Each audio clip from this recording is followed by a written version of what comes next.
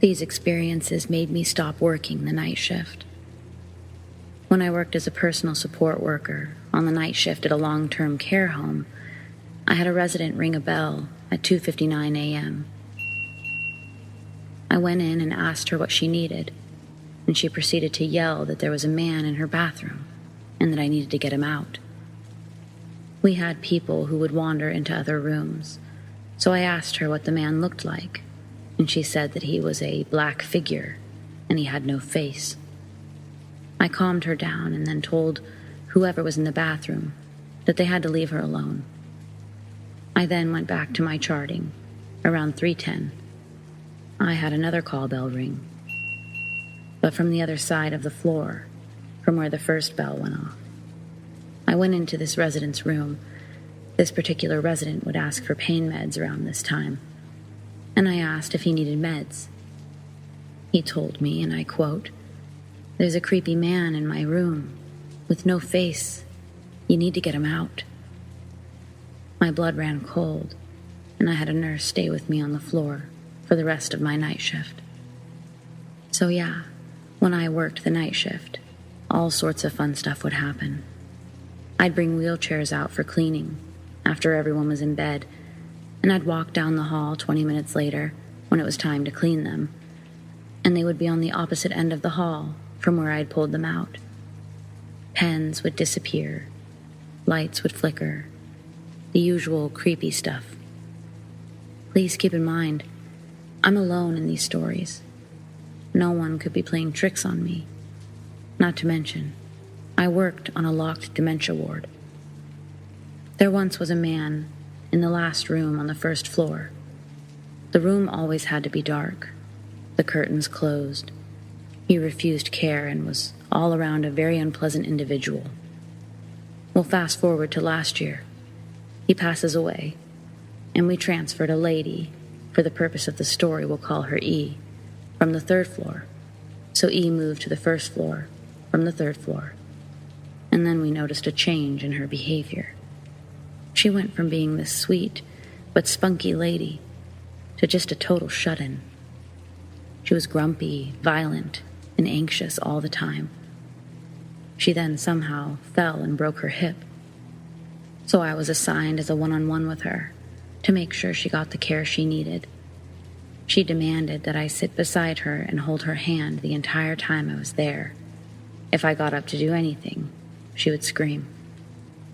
I got up to ask the nurse for some pain meds, and she grabbed my arm and said, "Please don't leave me, don't leave me. There's something in this room, and it's trying to kill me." This happened every time I would go in. So a couple of weeks later, I was taken off the one-on-one, and the day after I was taken off, she passed away. So after E, we had a new lady move in. We'll call her M. M was a sweet lady. She always took her meds, never refused care, and was all around lovely. Except for when it was nighttime, and she had to go to bed. She would resist care and cause a fit. One night, after she got settled, I came in for her brief change, and the nurse came in with me to give M her meds. I was cleaning up in the washroom, and I heard M ask the nurse the most chilling question. "Am I going to die soon?" The nurse, of course, said, "Oh, God, no. Why do you ask, M?"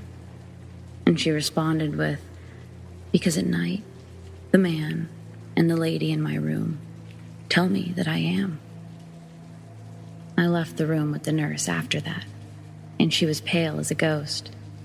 I asked the nurse if she was okay, and she said, "I had a dream last night that E was sitting at the end of my bed, laughing and teasing the new lady in her room."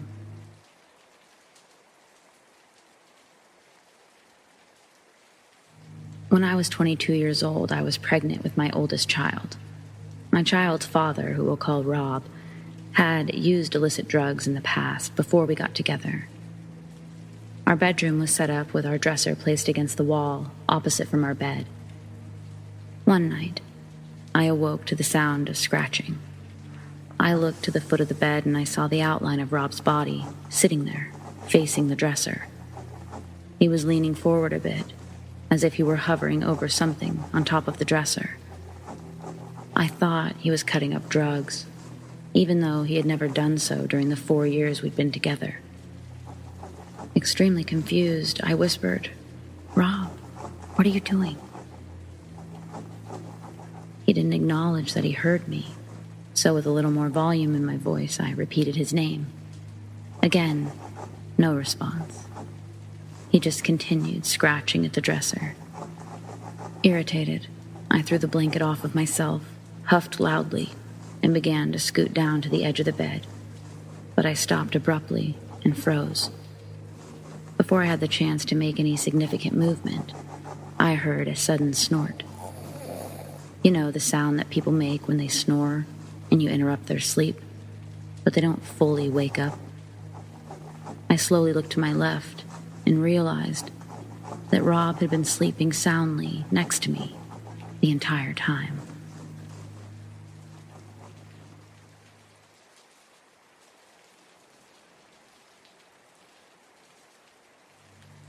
I never told this story to anyone until now. I stay in an area of North Carolina that back in the early 1800s had the biggest sawmill in the United States at the time. The town of Elizabethtown now sits on the grounds of that sawmill.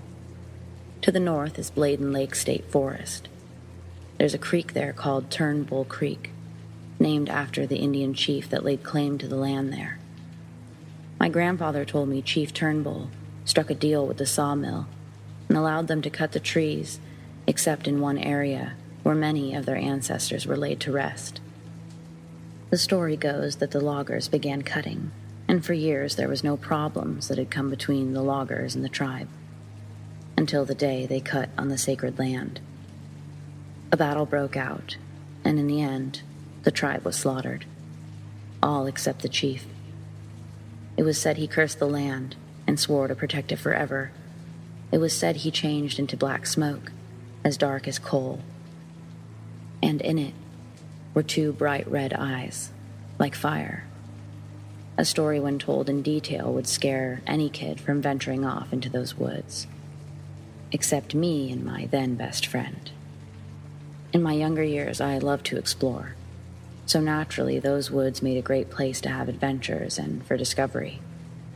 The creek always gave me relief from hot summer days, the cool water fed by springs so cold that even in the heat it would give you goosebumps. I used to think that there was gold in that water for the glittery flakes you would find all over your skin after a dip in the tea-colored waters. You always had to be careful of where you took a swim because cottonmouths, water moccasins, and rattlesnakes enjoyed the banks. The forest around it was loaded with wildlife: deer, black bear, raccoons, and squirrels. They could be seen on a daily basis. Sometimes, if you were lucky, you'd find an arrowhead or a railroad spike from the old logging rail that went down the side of the creek. The old dirt road to the creek was a good hour walk from the neighborhood. I remember one spot on the road was always cold, even in the summer. So cold, in fact, that we would run as fast as we could through it. Sometimes it felt like the temperature would drop from 99 to 50 degrees right there. Eventually, I got curious as to why. Maybe it was another creek that nobody knew about, or a pond filled with fish, or maybe something else. Whatever it was, I was going to find out. In June, me and my best friend set out to find out. My grandfather told us not to, and he told me the story of Chief Turnbull. I wrote it off as an old tale to scare kids, and set off into the woods anyways. I never believed in ghost stories. This one wasn't going to scare me either. I told my best friend to be prepared for my grandfather to try to scare us, and off we went. I remember walking forever through those woods and never finding anything. So we decided to follow the cold air and see where it went. After some time had passed, we came upon a thick area in the woods. Thorny vines and thick underbrush was everywhere. The cold air was coming from the inside of this thicket. We found what we thought was a deer trail, and crawling on our hands and knees, we made our way through it. It felt like 100 feet we crawled before everything cleared. No trees, no brush, just tall grass and mounds of dirt scattered about. And the air was freezing cold. The whole clearing was surrounded by the thicket like a ring. The air was misty, like a light morning fog. In the middle of the clearing was what looked like smoke from a campfire. It was a dark smoke, and in it, it looked like a person standing there. All I could see was the outline of a body, but when it turned around, I saw the eyes, bright red like fire. It moved towards us, quicker than we could react. When we did react, we moved like lightning had struck our feet. I never knew a person could run on all fours, but we did that day, right back through the thicket. So fast, it seemed like a flash. Behind us, we could hear something stomping through the woods like a charging bear, and people whispering in our ears. We made it out of the thicket and never stopped running. We ran until the air warmed up and we couldn't breathe enough air in. I think it stopped chasing us long before we stopped running, because we didn't hear it anymore. But why not be a little safe and make sure? When we made it out of the woods, it was starting to get dark. No words were spoken on that walk home. Just two kids trying to make sense of what happened in their heads. We walked by his house, and then mine was a block away. I had to walk past my grandfather's house to get home. He was sitting on the front porch when I walked by. He asked me if I found what we were looking for, and I told him yes. He asked if I wanted to show him, with a smile, in which I replied no. The next day, I went back to my grandfather's house. He told me how he did the same thing when he was little, how he saw the clearing and the mounds. He said it chased him out of there too. Them woods hide a many dark secret, and that was just one of them, I remember him saying. My best friend and I drifted apart after that. He never spoke to me about it, and I never spoke about it to him.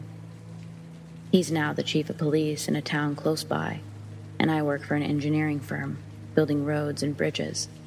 My stepson came to me not long ago and asked if we could ride that road one night and spotlight deer. I told him, go if you want to, but I wouldn't. Them woods hide a many dark secret. Some you don't want to discover. Sometimes I ride by that dirt road. Sometimes I will look down it. Sometimes I see a smoky figure standing there with glowing red eyes, looking back at me. When I do, I know Chief Turnbull is still there, and he's still protecting the sacred lands. He won't have to protect them from me, though. I'll never go back.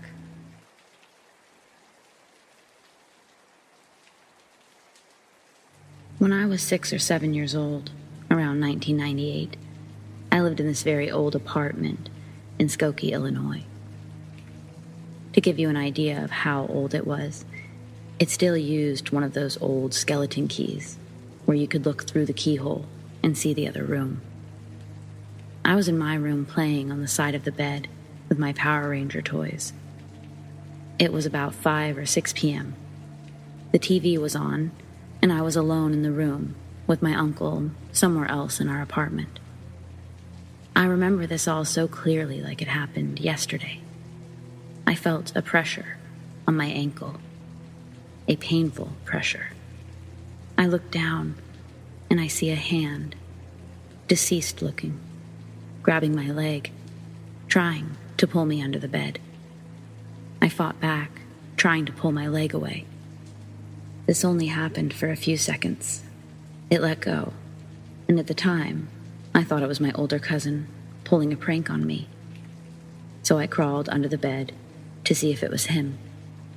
Underneath the bed were only empty boxes and nothing to be found. Fast forward to 2021. I finally told my uncle about what happened, and to my surprise, he also had weird things happen to him in that apartment. He told me every night he would have a dream or a nightmare about all of us dying in there. One of them was the apartment collapsing on us. So now I'm curious to ask my other family members that lived there if they ever experienced anything out of the ordinary.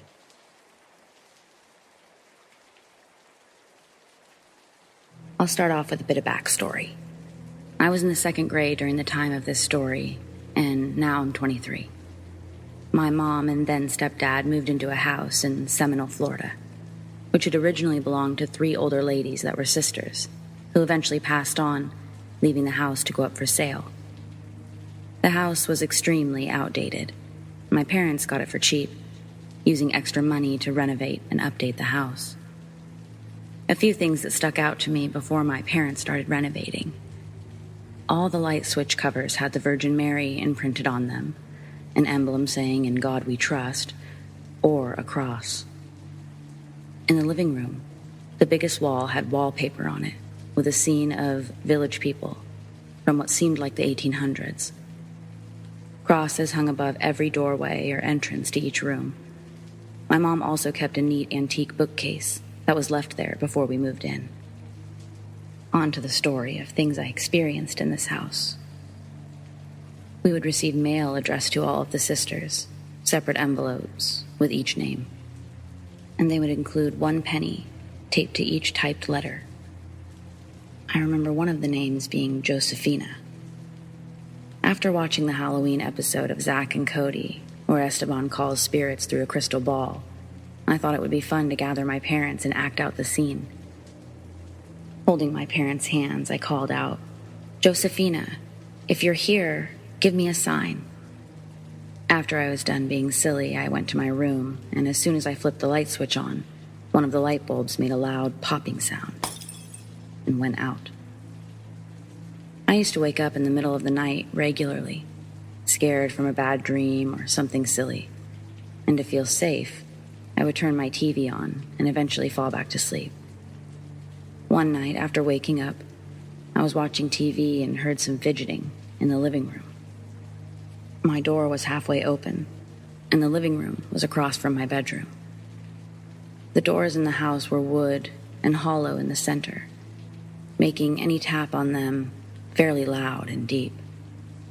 After hearing the fidgeting, I'm still looking at the open space between the frame and the door, and there was a loud smack on the door, pushing it open a little bit more. But there was absolutely no one there. My parents were sleeping, and we had no animals. At 8:20 p.m. every night, 8 p.m. was my bedtime, and I had a clock on my nightstand, I would feel a light pressure rub against the top of the covers at the end of my bed, over my feet. No one was there, but it happened at the same time every night, as if maybe whatever spirit was in the house was saying goodnight.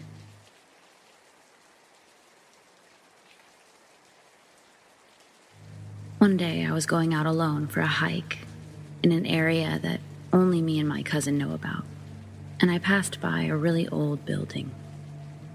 It had some very old, dusty photos of a man and a woman in one of the windows from the communist era, and I was thinking to myself about how they're probably dead now. After that, I got a really weird vibe during the whole hike, which I've done 100 times before in the same area. Then, night fell, so I started heading back home. I had a small flashlight on me, which I was using to get back and to make sure I didn't step on something or fall. As I was coming home, through a different remote spot, on a hill, with no buildings or paths or anything like that, never used by people, just wilderness, far from town. I kid you not, right behind me in the grass, I heard a literal music box start playing a tune while I was walking. I could hear it while I was walking, and when I stopped walking to listen to it better, I heard it for a split second clearly, and then it stopped. almost like it knew I had stopped to listen for it. As scared as I was, I started looking around and I couldn't find it anywhere in the grass, but the sound came from that exact area, very close to me. It just stopped mid-song, and I didn't hear it again. I ran home really scared because I've never had anything like that happen to me before, and I'm not someone who believes in the paranormal, but this made me really, really scared. I also recognized the tune of the song. It was French. It's called Frère Jacques, and our French teacher used to sing it to us in 4th grade to help us relax, and we would sit with our heads on the desks and pretend to be sleeping, like Frère Jacques does in the lyrics of the song. That teacher died of a heart attack in the 6th grade, and my PE teacher at the time also died of lung cancer shortly after. Literally don't know what to make of that night. The moment I heard the music box playing in the middle of nowhere, right next to me, in real life, I just stopped moving and thought to myself, you've got to be kidding me. This isn't happening. I was also alone in the whole area and the whole trip. It left me freaked out. I never heard it again during other hikes, and none of my friends or cousins or anyone commented anything about it. I don't think it was set up. I'm 100% sure it wasn't in my head, because I was hearing it while walking through the grass and shrubs, and when I stopped, I kept hearing it clearly from behind me. I don't drink alcohol. I don't do any type of drugs. I don't take any sort of medication or anything like that. I'm just baffled.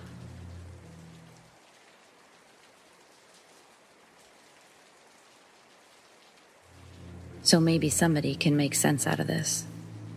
When I was 14, my friend and I were hanging out at my house. My parents had left to go see some friends, so we were left alone, which was pretty normal. We were older kids and we weren't really up to anything shitty for the most part. All we generally did was order pizza and play video games. I have a habit where I close the door to my room. It's a habit I got because as long as I can remember, I always felt a weird vibe in my old house, so it added a false sense of security by closing it. While we were playing, I started hearing some scratching on the door. I have a dog, so I didn't think anything of it. I went over to open the door, assuming my dog would just come in for a little bit, but he wasn't there.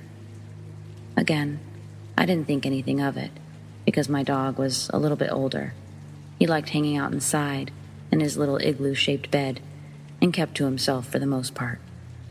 Sometimes he'd come out in a good mood and want to play, but he was usually asleep. On cooler nights, my parents would leave him in the backyard because he would dig around and explore and have fun. Because he wasn't there, I just closed the door and kept on playing video games with my friend. 20 minutes later, give or take, the scratching started again. So I went to the door, and again, he wasn't there. Maybe I'm just worrying about him too much. I'm thinking I hear him scratching. So I went over to check on him, and lo and behold, he was actually outside in the backyard, because it was a cooler night after all. With that said, I chalked it up to my imagination, and even though I was unnerved by this, I decided to keep it to myself. So an hour passes by, and we're playing video games again. As usual, we've been at it for a while, and I almost forgot about the whole thing by this point.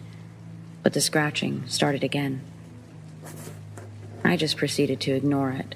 It kept going for a little bit, and at some point my friend looked at me and said, "Dude, why don't you just let your dog in?" I explained what's been going on, and he was pretty freaked out by the whole thing, but also thought that I was just fucking around. With the door closed, the scratching kept going. And we just ignored it and played quietly, but very nervous. After some time, the scratching stops and the lights go out. We hear sounds like a vase breaking in the house. but I'm convinced that it's a window because we don't have a vase. I tried calling my father because the landline still worked, and he tells me that he'll be on his way soon with my mom. After I hang up with him, a few minutes later, the lights come back on. So my friend and I proceed to start looking around the house. Everything is intact and undisturbed. My dog is barking crazily, and I let him in. I'm walking to my room, which is close to the entrance of the front door, and I notice that the latch is unlocked. I am 100% certain I locked it, because I always double-check. To this day, I still have no idea what the fuck happened. My friend and I lost touch, but I did see him many years later, and I asked him if he remembered that day. He just looked at me and laughed and said, "How could I forget?" We still can't make heads or tails of what happened, and I still get goosebumps thinking about that night. We left the house years later when my parents divorced. I'm reaching out because if anyone here knows anything about that, has an explanation that makes sense, or even experienced the same shit and has more answers than I do, I would appreciate it.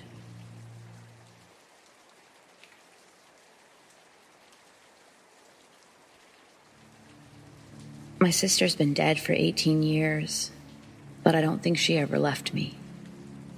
I actually need some advice with this, because it's been going on my whole life, basically. This may not be a particularly thrilling story, but still eerie enough for this, I think. Starting from the beginning, I was born a twin, but my twin sister died at birth, and so did all 6 children my parents had after me. Those died pretty early into pregnancy, so it was mostly miscarriages. My twin was the only one who took a few breaths before passing. I'm the only one who survived and grew up to be an adult. I've only lived in one house during my entire lifetime, until recently, when I eventually, finally, got to move out. And there's a good reason for that. I learned about my siblings, especially my twin sister, when I was 14 years old. But when I was a first grader, I would wholeheartedly believe I wasn't an only child. I would tell my teachers and the other children about my sister that I was playing with and sharing a room with. Of course, I don't have actual memories of this because no one was there, but I also didn't lie for attention. I genuinely believed that. I had a fair share of trauma and mental illness in my life already, so when I started to hallucinate disfigured shadows and children in my house at age 12, I went to see a therapist, and it was deemed a symptom of my PTSD. The shadows would form a kind of uncanny form of a young girl, most of the time. Until recently, I just considered those hallucinations side effects of my admittedly fragile mental state, since the encounters really scared me. Sometimes, it even felt like it would talk to me in a weird, unfriendly way. Some have suggested that it could be demonic, which I can't completely dismiss, simply for the fact that those shadows had such a mental chokehold on me for 2 whole years and weren't really comforting. But that could have genuinely been my mental health. Well, they stopped around the age of 14, when my mother finally told me about my siblings. But still, on the staircase to my room and around the dinner table, where those things appeared, I feel watched or even chased, especially at night. Sometimes, when I'm awake late, I hear footsteps up the stairs to my room, but they stop just in front of the last step.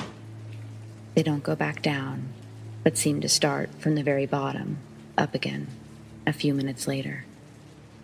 So far, so plausible. I'm mentally ill. But this changed when I got together with my boyfriend. He started sleeping over and spending more time at the house naturally, and I never told him about my scary encounters. So, when we were still up one night, and the footsteps occurred, which I had learned to ignore quite well, and he looked up from his phone screen, clearly alert, my stomach dropped. He's a skeptic, so after he mentioned how the sounds were weird, he quickly got his mind off of it. A few weeks later, my boyfriend went to the bathroom at night. In the morning, he told me how weird he felt walking up the stairs. He felt like something was watching and chasing him. I never told him about how I always feel this exact thing when I walk up those stairs. Those occurrences with him started piling up until I got genuinely terrified of staying longer than necessary at this godforsaken house.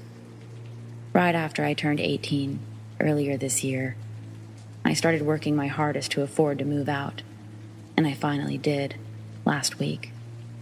So far, I haven't had any scary encounters in my new home. Something is telling me it was her. Since I was a child, she's been tormenting me. The way my skeptic boyfriend experienced it the same exact way, without knowing, convinced me I'm not crazy.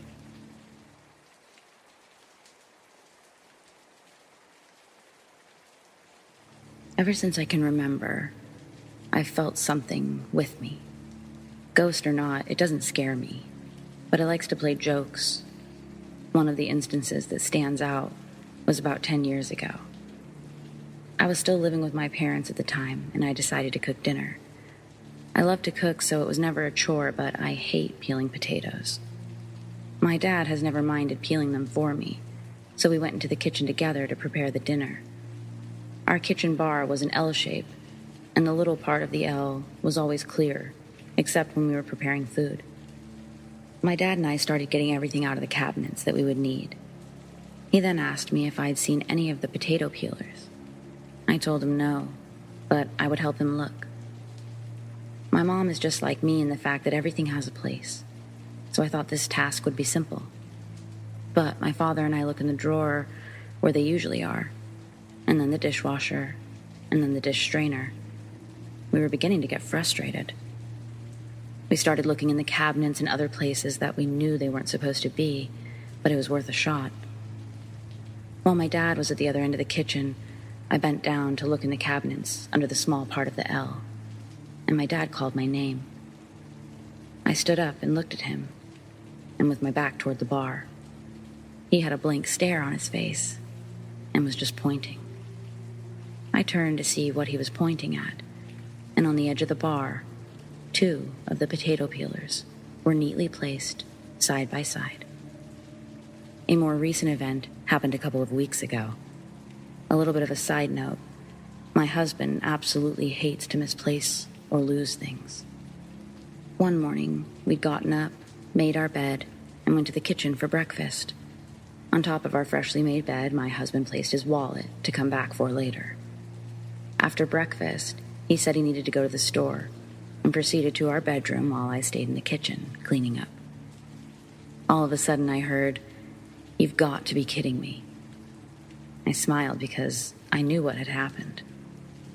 He came back into the kitchen and asked if any of our children had been in the bedroom. I replied that they had gotten out of bed and been in the kitchen the entire time.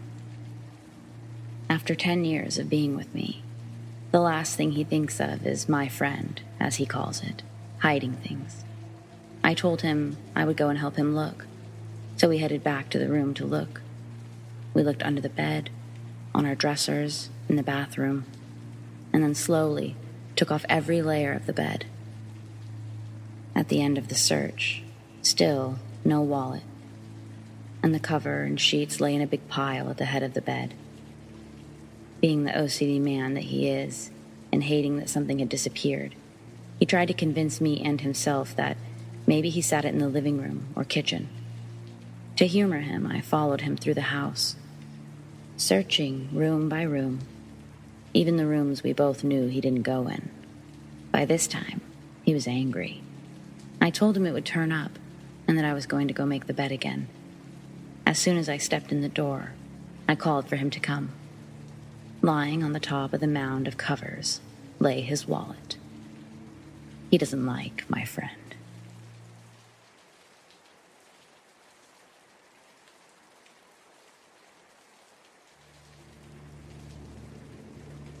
Here's a story that still haunts me to this day. A little explanation of my room and the house I grew up in. I lived on the top right corner of the house. 2 windows, a wall shared with my parents' room, my closet wall connected to my brother's room, and 2 walls facing the outside, each with a window. We only had 1 tree in our front yard, of which I was nowhere close to. My neighbors had a tree in their backyard, also unable to reach my room. I am also, if it wasn't clear, on the 2nd floor of the house. Keep that in mind. I was in high school, sitting in bed one night, staying up late. I was about to fall asleep when I hear this long, loud, slow scratching on my wall facing the street. It begins at the wall separating me from my parents' room, continued and ended at where the closet started. It went back and forth, probably 3 or 4 times, and stopped. It started at exactly 11 o'clock. It scared the piss out of me, but I tried to chalk it up as mice. The same thing happened again the following night, at the exact same time. This time, there was a shadow in the window. I always kept my blinds closed because the streetlights lit up my entire room. So you can imagine my horror when I looked at the window to see the well-defined shadow of some kind of creature as the sound of long, terrible scratches fill my ears. I didn't move. I blinked and the shadow was gone, and the scratching stopped. My heart was pounding out of my chest as I prayed to God to save me. The next night, I was over it. I put salt on the windows and hung a cross on the drawstring of the blinds. I stayed up until 11, waiting for the scratching. It never came, and I haven't heard it since. I can't rationalize this one. I usually want to get rid of every possibility of a situation before I blame ghosts, but I just can't explain this one.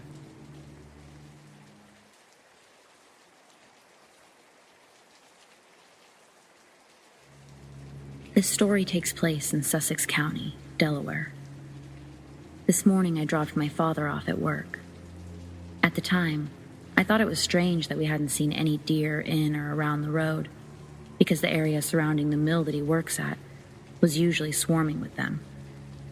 There's no hunting allowed there, and there's no large natural predators for them to fear, really. Skipping ahead, after leaving the mill I dropped my father off at, I rode the winding road out, and to my left there's a massive field with 2 grain silos bordering its edge. On the leftmost side of the silo, there was a creature, about 50 yards out in the field. It was the size of a large dog. It had no visible ears, no tail. I couldn't make out any eyes or facial features. It had a relatively short muzzle. Its rear legs were longer than its front legs, making it almost slant downwards. It was black and seemingly non-reflective, almost giving me the feeling as though I was staring into a creature-shaped void. It was trotting along the field, but the way it moved was all wrong. It stepped first with its rear legs, and then the front, and the rear legs sort of flexed, as if they were wet noodles, which made me think that it was an injured dog at first, but it moved very quickly. I only saw the creature for 20 seconds or so, but I'm still shaken up. It's all I can think of, and I feel very unsettled and disturbed. What could this be?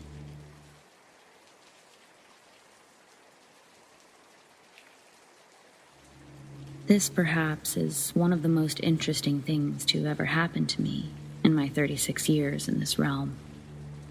I have perhaps encountered a Sasquatch or a freaky bear, or perhaps had an experience with extraterrestrials, and I've definitely met some very strange, creepy people in Northern California.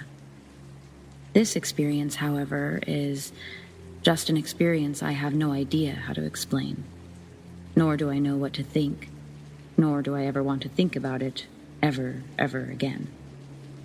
However, I feel as if I have to get this one off my chest because it is weird, and oftentimes I have very strange dreams that are involved around it.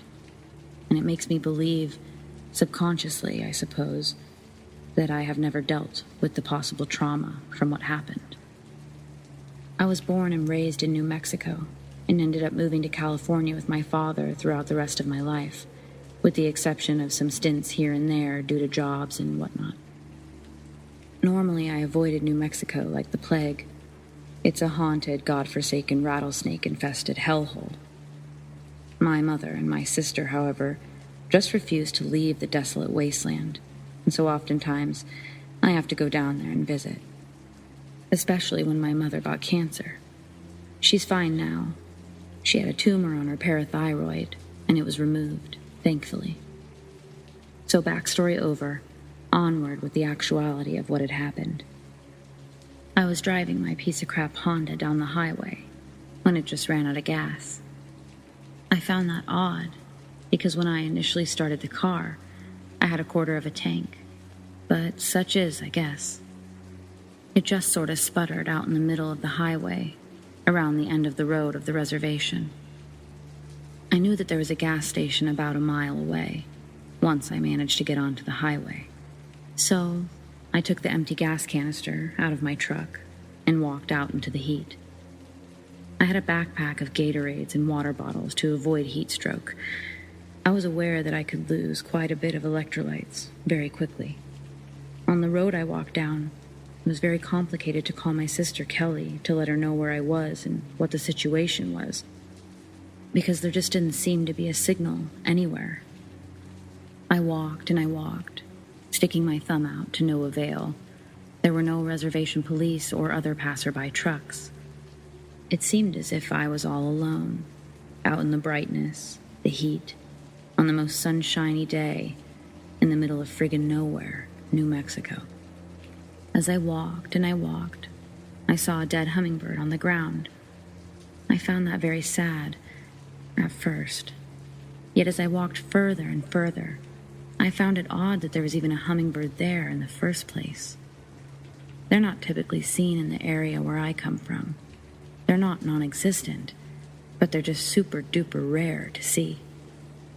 There's not a bunch of what I would consider to be nectar that they seek, nor pollen from flowers which they desire.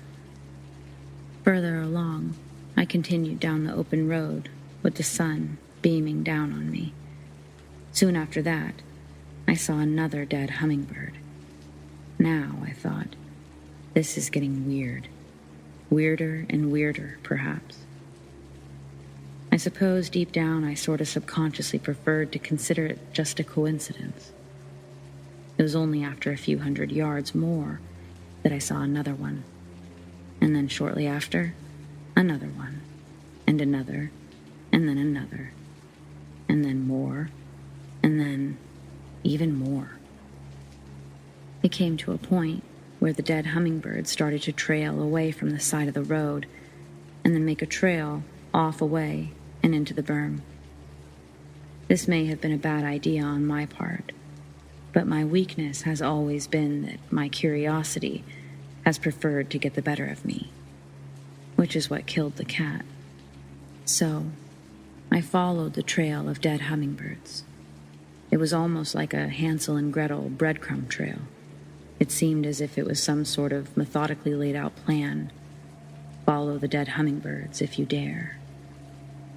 It went on until I passed the berm and completely away from the road, and now out in the arroyo and deep down amidst the few sparse trees to and fro. And that was where I found it. It was something. I'm not sure I could ever describe it fully. It was just like this strange pile of dead hummingbirds. Like, it was friggin' huge. Maybe about 2 feet from the ground. A huge, massive, disturbing pile of them. I sort of stood there rather perplexed. and I scanned all around the place to see if there was some sort of indication as to what had transpired. Yet, there was nada, nothing, zilch.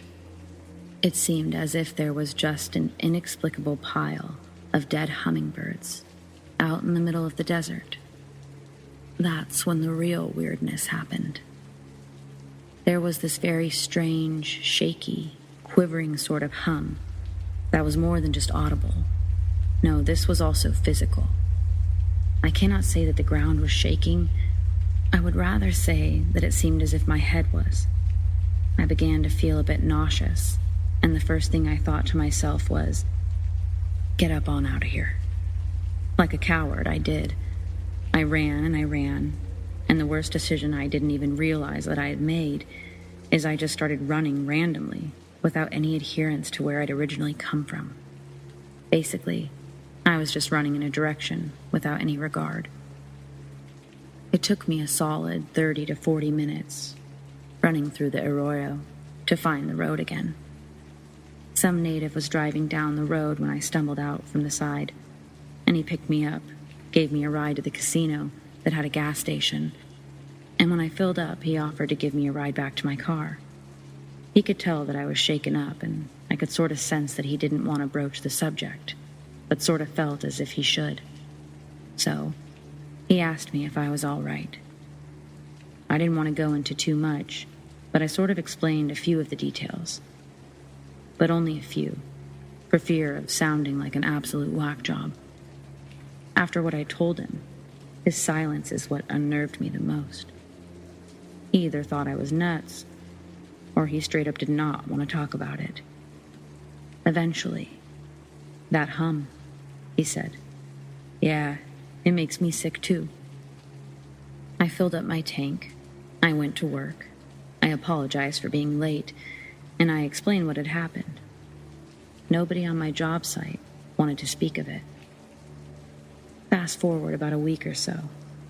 My sister woke me up asking if I could sweep the front walkway because she was too grossed out. I didn't know what to infer, but I love my little sister and I'd do anything she asked.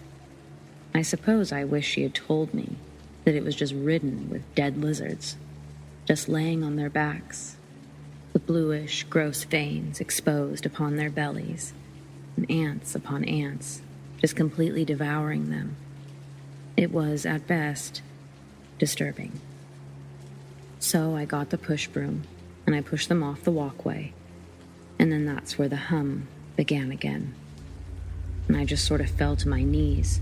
I couldn't stop feeling nauseous and began vomiting a bit. My sister and I have always kept this from my ma, because I don't know how she would react.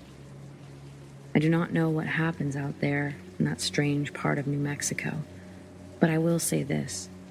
If you ever stumble across tiny dead animals, like a pile of them, just out in the middle of the desert, just leave it be.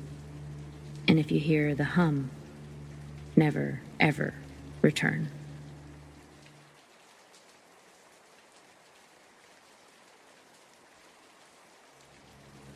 I'm a student filmmaker, and I have been for about 7 years. About 2 years ago, we were scouting locations for a The Road-inspired short film. One of these locations was an abandoned motel. It used to be next to the main highway, but business dried up in the 80s when the new interstate was built 40 miles away.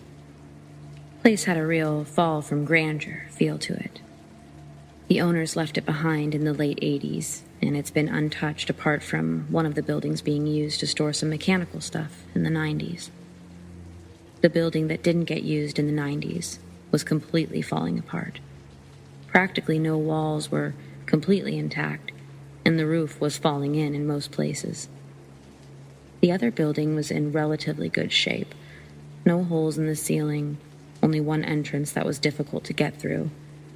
It had all the internal walls removed, and only a few small individual rooms within the building. Completely dark, and lots of places to hide. Once we squeezed through the entrance, we yelled out, but didn't hear any response. We went about taking footage inside to refer to later, just wandering around the place. Tucked into a corner was a filthy mattress, with some blankets thrown over it. I saw this and assumed some drifter had been through a while ago. That was, until I looked into a trash can near the mattress. Inside the trash can was some food waste, including an apple core. That didn't seem too weird to me, until I realized the apple core hadn't even turned brown yet. I felt my heart drop and I froze for a second.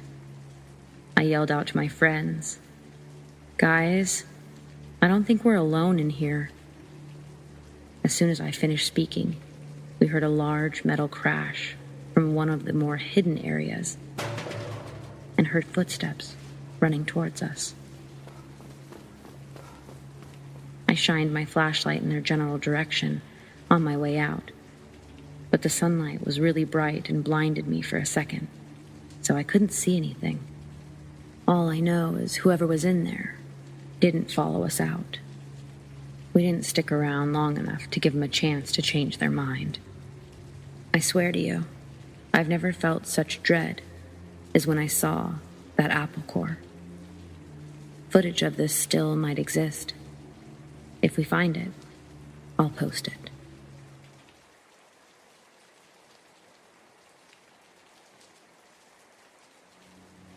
I grew up and lived in the same house since I was 3 years old, and I only moved to a new house about a year ago. A few creepy things happened in the years I lived there, and here I'll share a few of them. When I was in elementary school, there was a bump under the carpet where my closet doors used to be. I asked my parents about it, and they told me it was probably just warped wood. But I was convinced it was a dead body. Nobody could tell me otherwise. Ever since I could remember, I'd felt pressure on the foot of my bed before I'd fall asleep. The same sensation as someone walking or standing on your bed while you're lying in it. I chalked it up to an overactive imagination. But ever since my family moved to this new house and I moved into my college dorms, I have not experienced the same sensation. When I was in middle school, I was getting ready for bed as usual. The way our old house was set up was a stairway leading to the balcony, looking over the living room, and a long hallway leading to the only 3 bedrooms and a bathroom in the middle. I was walking toward the bathroom by the balcony. I turned and I saw a large, dark shadow jump from the balcony. I ran to the edge and looked down, thinking it was my brother or my dad. Nothing was at the bottom, and my dad walked out of his room and asked me what I was doing. I replied with a shocked, "Nothing." Maybe a year or 2 later, I was sitting in bed late at night, texting my friends as preteens do. My bed was a twin size, with a molded metal frame, and these wooden boards on the bottom to hold the mattress. I felt someone push up hard on the wooden boards and the mattress. I heard the boards impact on the metal frame. This scared the absolute crap out of me. It took me about 10 minutes to get the courage to look under my bed, rationalizing it as a prank my older brother was playing on me. When I looked under, nothing was there. I kept the lights on that night.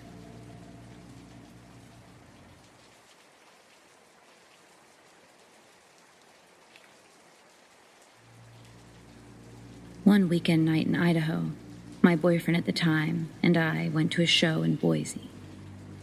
It was one of my first times driving to Boise, so on our way home late at night, we got lost. We had no idea where we were, so I decided to try and turn around and backtrack. We were at a 4-way stoplight and turned left into an area that looked like a good spot, but it brought us to this weird gated community with nowhere to turn around. So I kept driving, thinking I'll just come right out on the other side of this community. The whole thing was really strange and just got stranger and stranger as we drove straight through. The first thing we noticed right away, there were literally no lights on, anywhere. Not one house light or street light. It was pitch black aside from my headlights. The trees kept getting thicker until we couldn't even see the sky. It was dead silent and still. It wasn't even late yet, like 12 or 1 a.m. As we kept going, I noticed something up ahead. It was a large body on the left side, almost in the middle of this small road. As we got closer and closer to this body, I realized what it was. It's some type of animal, standing over another body on the ground. We start kind of freaking out because we have to drive right by this scene to get through. We couldn't turn around because the road was so small. So knowing that passing is our only option, I continue, even slower this time. We told ourselves, oh, it's just Mother Nature, circle of life. We're okay. I continue to drive towards it. And I start shaking because as we get near it, we could see that it was actually huge, with very tall legs. We are freaking out, but I'm trying to be brave as the driver. I have our lives in our hands, I think to myself. So I still continue towards this very, very large animal. As we get closer, I roll my window up. That's how close we are to this animal. I could almost reach out and pet it. I can still picture what happened next. That image will never leave my mind. The animal was even bigger than we thought, way bigger than a man and taller than a car. And I was staring. I couldn't look away, and my eyes wide as hell, because they can't even believe what they saw next. Right as I'm next to it, it lifts its head up from this other body, and I swear to you, with so much thick liquid dripping off of its face and mouth. Pretty sure it was blood, but it was so dark, it just looked like dark, thick liquid. And it smiles at me, with all of its bloody, sharp teeth, grinning, and his eyes were glowing bright white. And like I said, there were no lights anywhere. My headlights were not even the reason for his eyes to be reflecting like that. I don't even remember how we got home. I don't remember much after that. But I know it was one of the wildest things I've ever seen. And though we got home safely, I still have nightmares of that thing.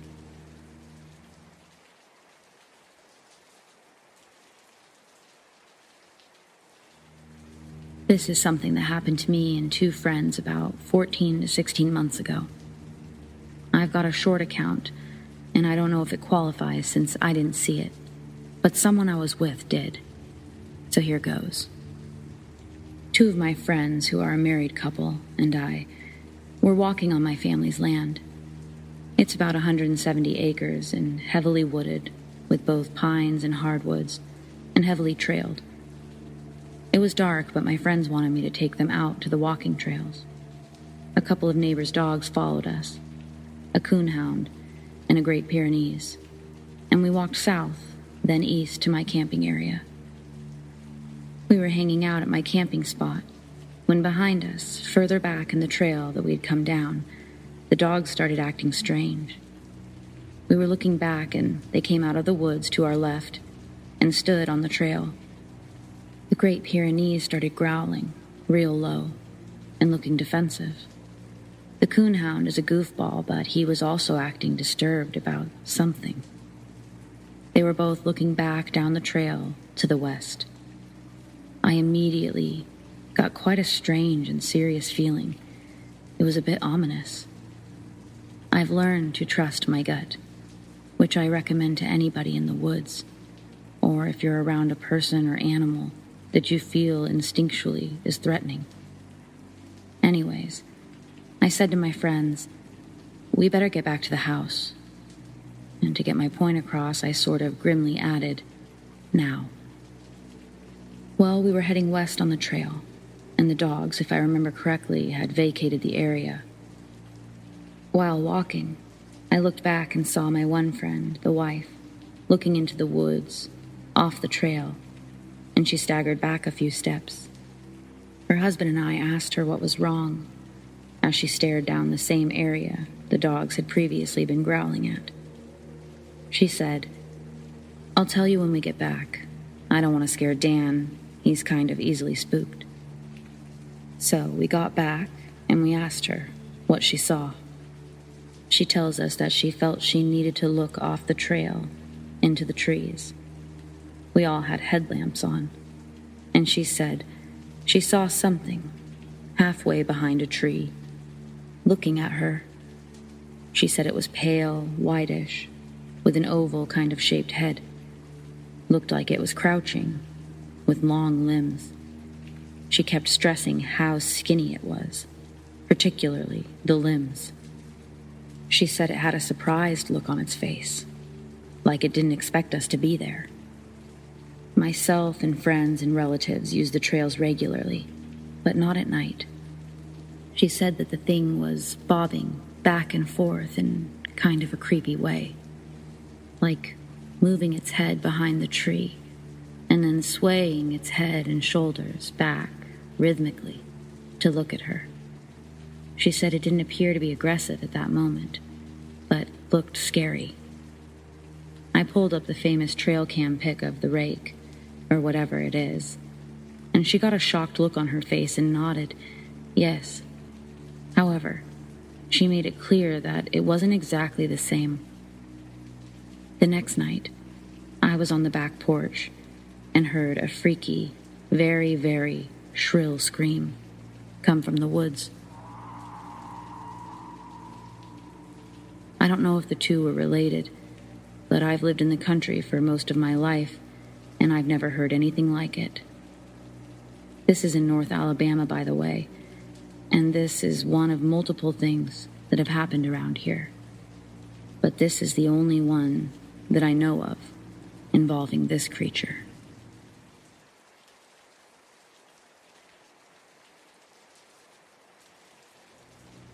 I will preface this by saying that I grew up in a very spiritual family. My mom especially had tons of stories about ghosts and spirits that she'd encountered in her life. When I was around 7 years old, my family moved into a new house. From the get-go, my mom said there was a spirit in the house, but she was friendly. It was a little old lady called Elsie. If you looked up our address online, it said that the previous tenant was named Elsie. Mom was never afraid and was adamant that Elsie was looking out for her, as my mom was diagnosed with cancer a few months after the move. On nights where my stepdad had gone out for drinks with his friends and all of us children were asleep, Mom would see a shadow pause by her doorframe before disappearing, almost as if Elsie was looking in to check on her. I remember a specific time where my family went on holiday and my uncle was house-sitting as we had 2 dogs.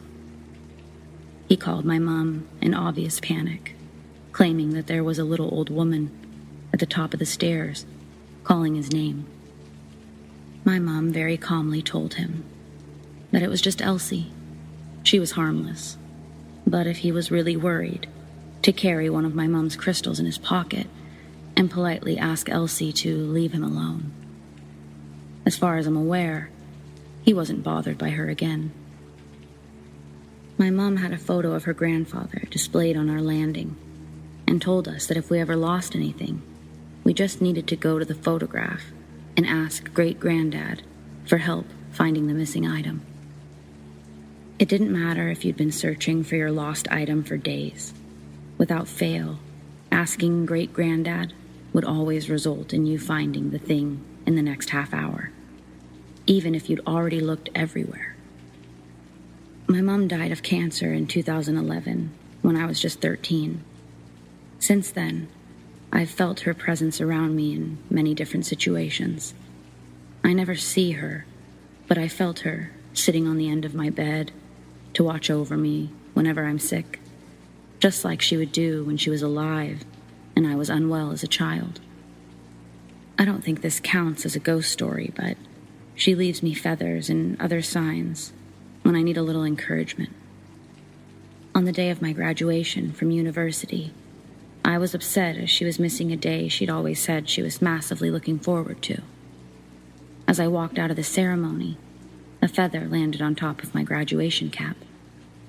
If I'm upset, or sometimes just talking about her, lights will flicker and sometimes blow out entirely. As far as actual ghostly sightings go, my current house is haunted by a ghost that we've called Clive. I've read somewhere that you shouldn't name ghosts as you give them more power, but Clive was a joke name that stuck. Since moving in, myself and my sisters have all heard footsteps from empty rooms. My youngest sister has had more than one friend stay over, who has woken up in the middle of the night and been adamant that a tall man has been standing in a corner, staring at them. Whenever this has happened, I should explain that we haven't mentioned anything about Clive to these people. I'm the only person who lives here that's seen Clive with my own eyes. On 2 occasions, I've woken up to someone calling my name and seen a tall man walking from one end of my bedroom to the other before disappearing. On another occasion, I was sitting in my back garden having a cigarette. Our back door is glass and you can see through the living room, down the hallway, all the way to the front door. The door to the kitchen is in this hallway.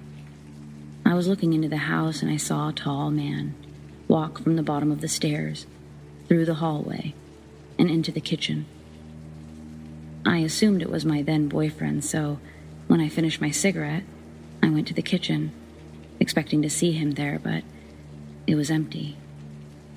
My boyfriend was in my bedroom upstairs and was adamant that he'd been there the whole time and hadn't come downstairs.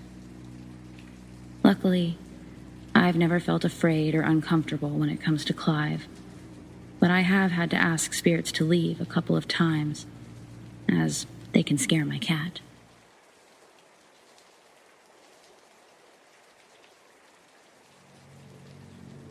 So my girlfriend and I recently started dating.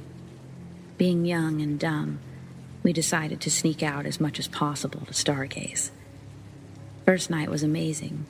We found a spot not too far from her house and we hung out and looked at the stars.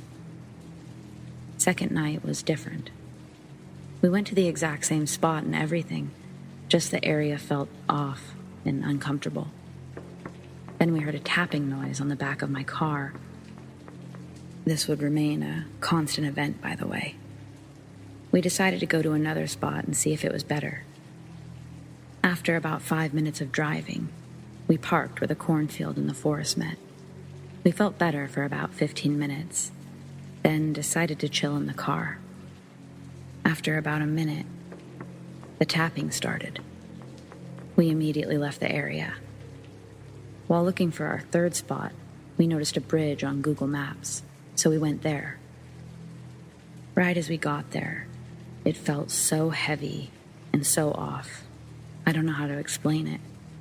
We sat there for about 5 minutes before I felt this pressure on my head, and all of my senses felt dull. That's the best way to describe it. My girlfriend asks if I was okay. I tried saying no, but I couldn't. I said yes, without any control. After another couple minutes, there was a loud scratch on the back of my car. I knew it wasn't a branch or anything. There were no trees close enough to hit my car. We shot up and left. I dropped her off at her house and started on my way home. Not even a minute after I dropped her off, she said something grabbed her. She had scratches. I stopped to make sure I didn't need to go help her, and I felt like something was behind my car. I look in my mirrors, and I see this figure. Everything about it looked off, and it was pure white. I looked out my passenger window, and there's another one, looking at me, almost studying me. I sped home that night. The next night, we wanted some answers, so we made a visit to every location. First off was the stargazing spot, then the cornfield, and last, the bridge. The stargazing spot in the cornfield Didn't feel as bad as the previous night. Then when we reached the bridge, it was unbearable being there. But I was dead set on getting answers and getting peace with the situation. So being 17 and stupid, I got out of my car. I walked a good few feet in front of the car, and standing in the tree line was my girlfriend. She looked at me dead in the eyes and said, "Help me." I stepped forward out of natural instinct. Then I realized a few things. 1, my girlfriend was in the car. And 2, the thing trying to act like my girlfriend had an unhinged jaw, and the eyes had this cloudy, dead look to them. And 3, this one is the worst. There was this big, bony hand on the right shoulder.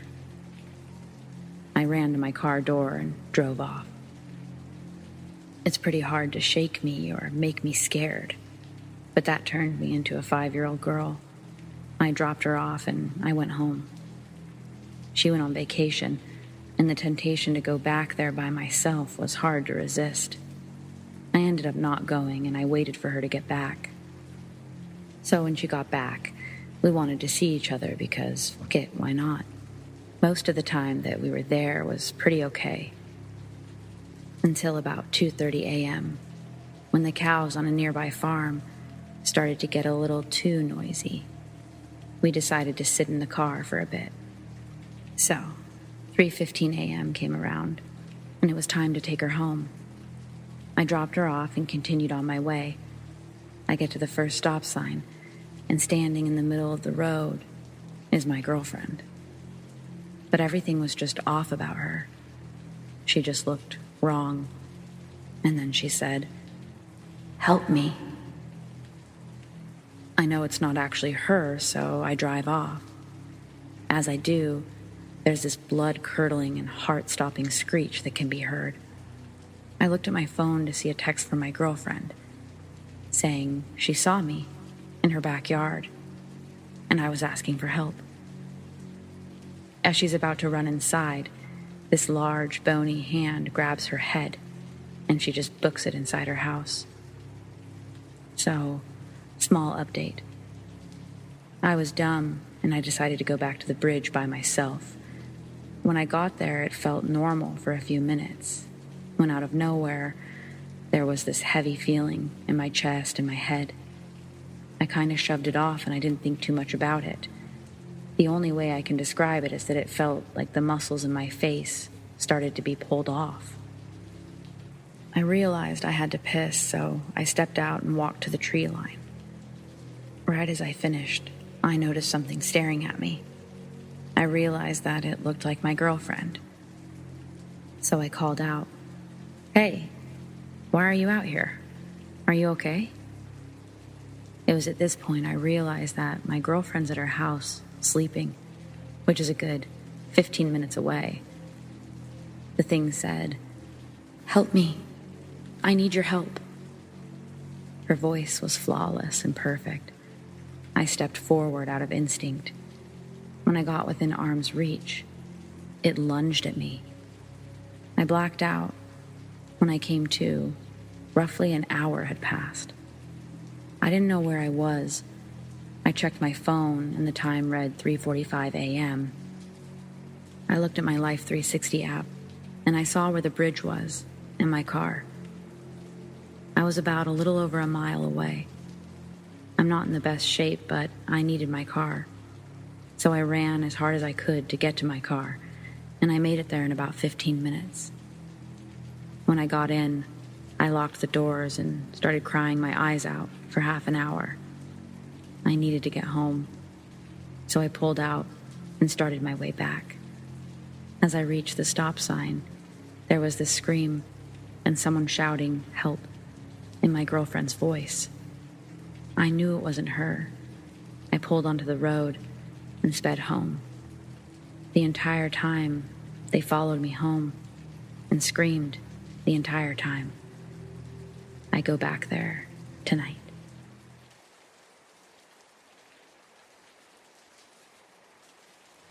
So when I was about 9 or 10 years old, There was this old asylum tuberculosis hospital that was turned into a hotel. One night, me and my family were taking a trip to another state, but decided to stop for a night at that hotel. Well, once we got settled in our room, my older brother and I decided to stay in our room while our mom and stepdad went to dinner. My older brother was watching TV, and I was playing with my toys or something, when out of nowhere we heard this loud, blood-chilling scream. It was coming from outside of our room. My brother bolted up and ran to see what it was, and when he opened the door, there was no one in the hall, though the people in the room in front of us also heard it as well. We thought maybe it was just them playing a joke on us. Not even 15 minutes later, we heard it again. This time, the people across from us went to go speak to the manager at the front desk. Just before my brother closed the door, we heard it again. It terrified me and my brother, and we decided to call our mom to see where she was. While he was on the phone with her, I was sitting on the bed when I saw a black shadow dart across our room towards the window before disappearing out of it. Later on in life, I learned that a former asylum patient had committed suicide by jumping out of the window.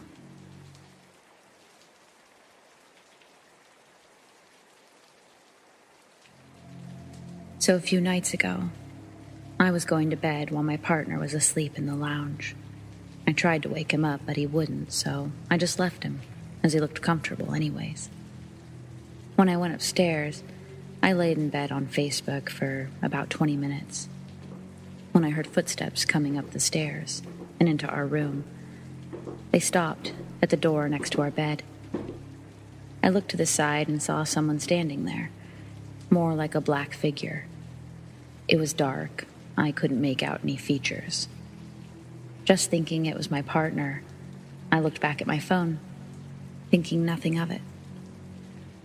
Now, this is when it freaked me out. I was still thinking it was my partner, and I saw him walk down the hallway. I thought he was going to the bathroom, but then the bathroom door never opened, and I never heard the toilet. When I sat up in bed, I could see straight down the hallway, and it was dark and quiet. At this point, I knew it wasn't my partner, because there's no way he'd be in the bathroom without the lights on. I went back downstairs once I calmed down, and he was still asleep.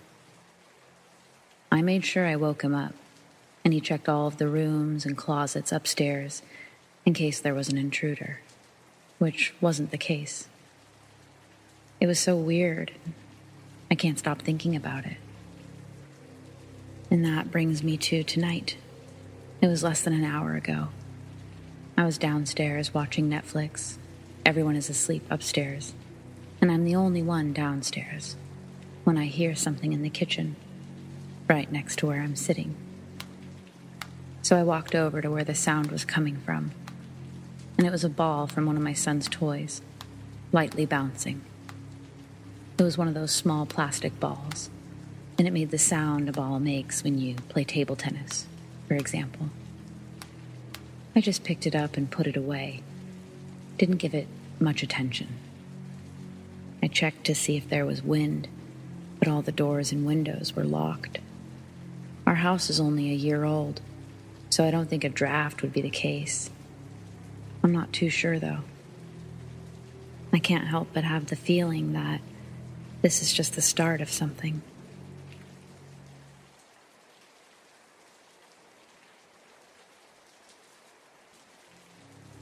There's no good way to start this story, so I'll just get right into it. Several years ago, I was a pretty different person. I was a thief. A pretty good thief, but a thief nonetheless. I considered stopping for years, but it's easier said than done. At least that's what I told myself for those years. But my petty thieving days came to an end pretty abruptly after this experience. I was freshly 18 and really wanted to pull off a good one. Usually I would check out the classifieds within town to see who had posted for a house sitter, a dog sitter, etc. because I knew that meant the house would be vacant, or at least the owners wouldn't be home. If I ran into a caretaker or somebody at the property, my cover was usually that I did yard work for the family, whose names were fairly easy to locate. I'd never run into a situation where anyone questioned me further or even questioned my responses. So this house, the situation was slightly different. It sat at the end of the block, tucked behind some trees and some tall bushes. It was a rental. The man had rented the place out for years. The man I knew. The tenants were changing all the time, though. I'd been scoping out the house for weeks because the latest tenants seemed really flashy, with their cars, their clothes. Everything about them screamed money. Except the house, of course. The house was bigger than most, but just as shabby as the others in the neighborhood. These tenants liked to party. Loud-ass music, lots of bonfires, lots of drinking. It seemed like the place to be. And then one day, that turned into a few days, no one was around. I watched. No one came in or out of that place for almost 5 days. I decided it was my time to make a move on the house. After scoping the actual property, I was sure it was safe. I already knew there was no security system because I actually had done yard work for this owner before. When he was getting ready to move in new people or move people out, he'd call my dad, who would send me. But aside from that knowledge, there were a couple of windows open. Not the actual window, but the shades were open. The house was absent of all movement and light. Through one window, I could see an Xbox 360. Mind you, this was 2005, and they were fresh on the market. I knew there was no chance in hell that I was going to be getting this for Christmas or anything, so I put it on my mental to-steal list. I continued walking the perimeter, and I got to the back door. To my surprise, it was already ajar. Enough so that I could actually poke my head and shoulders inside without going in all the way. The house smelled terrible. That was the first sign. First of a few that tried to tell me that this was a bad idea. Setting the smell aside, I walked into the dark house. I was in the dining room. Table set with super fancy dishes, old-looking but still new in their condition. Either silver or silver-brushed. The chairs themselves seemed to be hand-carved and incredibly heavy-duty, like the table. The house wasn't messy, but it looked like they'd left in a hurry. Possibly there was a fight. Some broken glass. The more I walked through the house, the more I got the vibe that somebody had already been through there. Someone like me. All of the kitchen drawers and cabinets were open in the kitchen and dining room. There were clothes thrown about in the bedrooms, and the drawers were open. But all the electronics were still there. And even the clothes themselves, the really nice ones. People wouldn't have just left those behind. I added them to my to-steal list, and I kept walking through the house. I knew there was a master bedroom on the other side of the house, so I made my way across the living room. As I walked through and looked back at the rooms, forward at the master, and then to the front door, I noticed that each of the bedrooms had a line of salt in front of it, like someone had straight up poured a line at the entrance of each door. Maybe that should have been yet another sign for me to take, telling me I shouldn't be there. I didn't think about it like that. Not right away. In fact, I noticed I was careless on my way in, and the lines that were meant for the back door had been disturbed. So, oh well, I thought. The master bedroom door was closed. It felt more like it was stuck. Maybe even locked, but after a couple good slams against it, the door opened. But at the same time, there was a noise from behind me, coming from the bathroom, maybe. It didn't keep happening, but I was sure that it was different, separate from the sound of me opening the master bedroom door. I made a mental note to hit the bathroom on the way out. But again, I probably should have checked in that moment. All my thoughts, at least productive ones, seized when I actually stepped into the master bedroom. The room was dark, but even without lights, I could see that something was really fucked up about this room. It was absolutely the source of the bad smell. I could clearly see something, many somethings, covering the floors. Carved into the wood floors were random symbols, and there was graffiti all over the walls, the bedding. With the lights on, it just brought the horror to life. It was clear that some sort of ritual took place here. I truly don't know what I'm talking about when it comes to that stuff, but I mean symbols, blood, the salt, the circle. Bad stuff everywhere. I started feeling extra creeped out, walking over and around all this shit. But I had to see what was in the bathroom. Dead animals. Or at least parts of them. I couldn't believe I'd gone from designer clothes and Xbox 360 to the dungeon of the devil himself. I left that room so quick. I couldn't tell you what kind of animals because I could hardly believe my eyes and all. But let's just say usual forest critters. Raccoon, squirrel tails, and such. This was fucked. Now out of that room, I made my way to the other bathroom. Not to check out things to steal, but because I was literally about to puke everywhere. And I did. But at least I made it into the toilet. I was brought to my feet pretty quickly as I heard the bathroom door slam shut. I grabbed the handle, but it wouldn't budge. My first thought is that it was the landlord, the owner.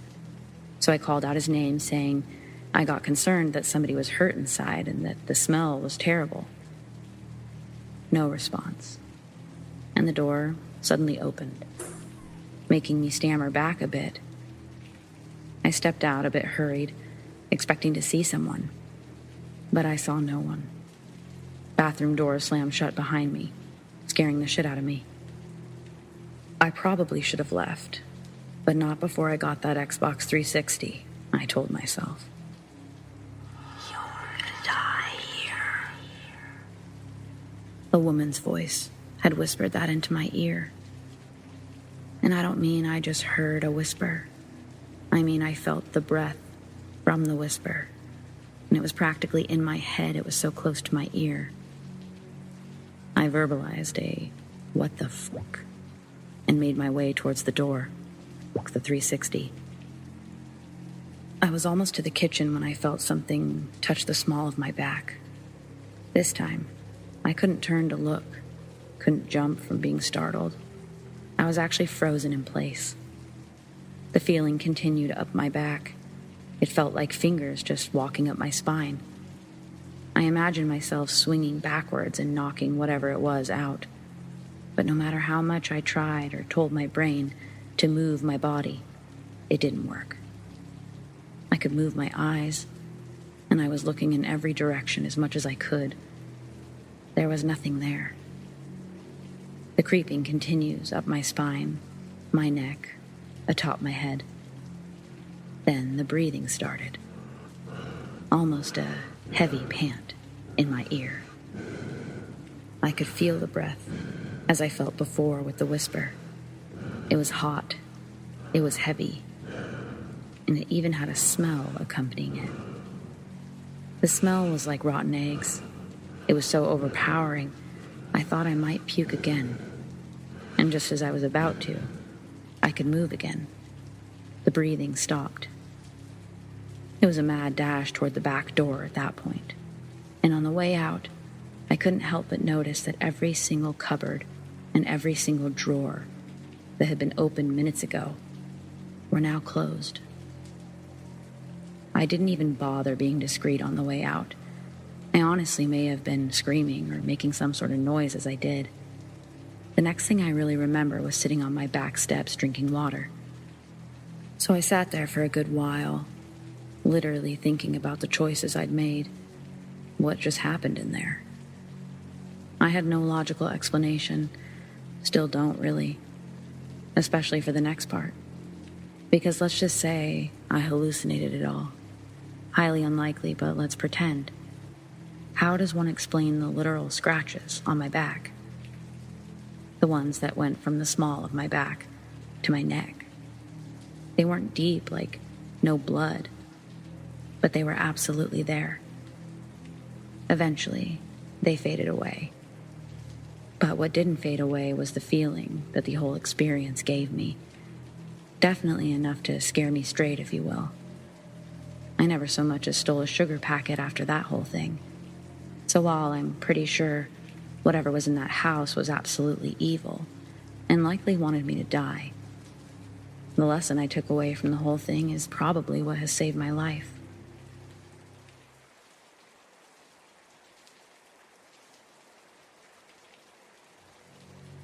Okay, so me and my boyfriend live together with one roommate. There's 5 animals in the house, 2 dogs and 3 cats. Small, unexplainable stuff has happened in the house, such as doors opening by themselves or stuff being out of place. But nothing big before this. There's been 3 incidents so far. My boyfriend saw it twice, and myself once. We have the kitchen and lounge room right next to each other. The sofa was against the kitchen counter on the other side. My boyfriend was standing in the kitchen and through the window saw one of our dogs outside, standing up behind a small fire pit thing. But a second later, he looked at the couch and saw the same dog asleep, laying on the couch. A few days later, he saw the same thing, but this time with one of our cats, again looking through the kitchen window. The time that I saw something similar goes like this. 2 dogs started barking outside at something, really angrily barking, which is unusual. My boyfriend went outside to go check on them. In our room, we have a long, skinny window on top of the wall, which faces the front gate where the dogs were barking. I see another one of our cats, cat number 2, walking away towards the garden in our front yard, on the other side of the gate. I just assumed the cat jumped the gate, and the dogs were barking at that. My boyfriend got back inside, and I told him it was all good. They were just barking at cat number 2. He looked confused and told me that that cat was asleep on the couch inside. I went and looked, and yes, she was asleep on the couch. I felt really uneasy after that. Now, before you think it, I know the cat outside was my cat. It had the exact same collar and the exact same coloring and patterns. I know I didn't mistake a stray cat or anything like that. I'm just not sure what it could be at all. We did some small research and thought maybe skinwalkers, but I honestly have no idea. If anyone has any advice or knows what it could be, please let me know.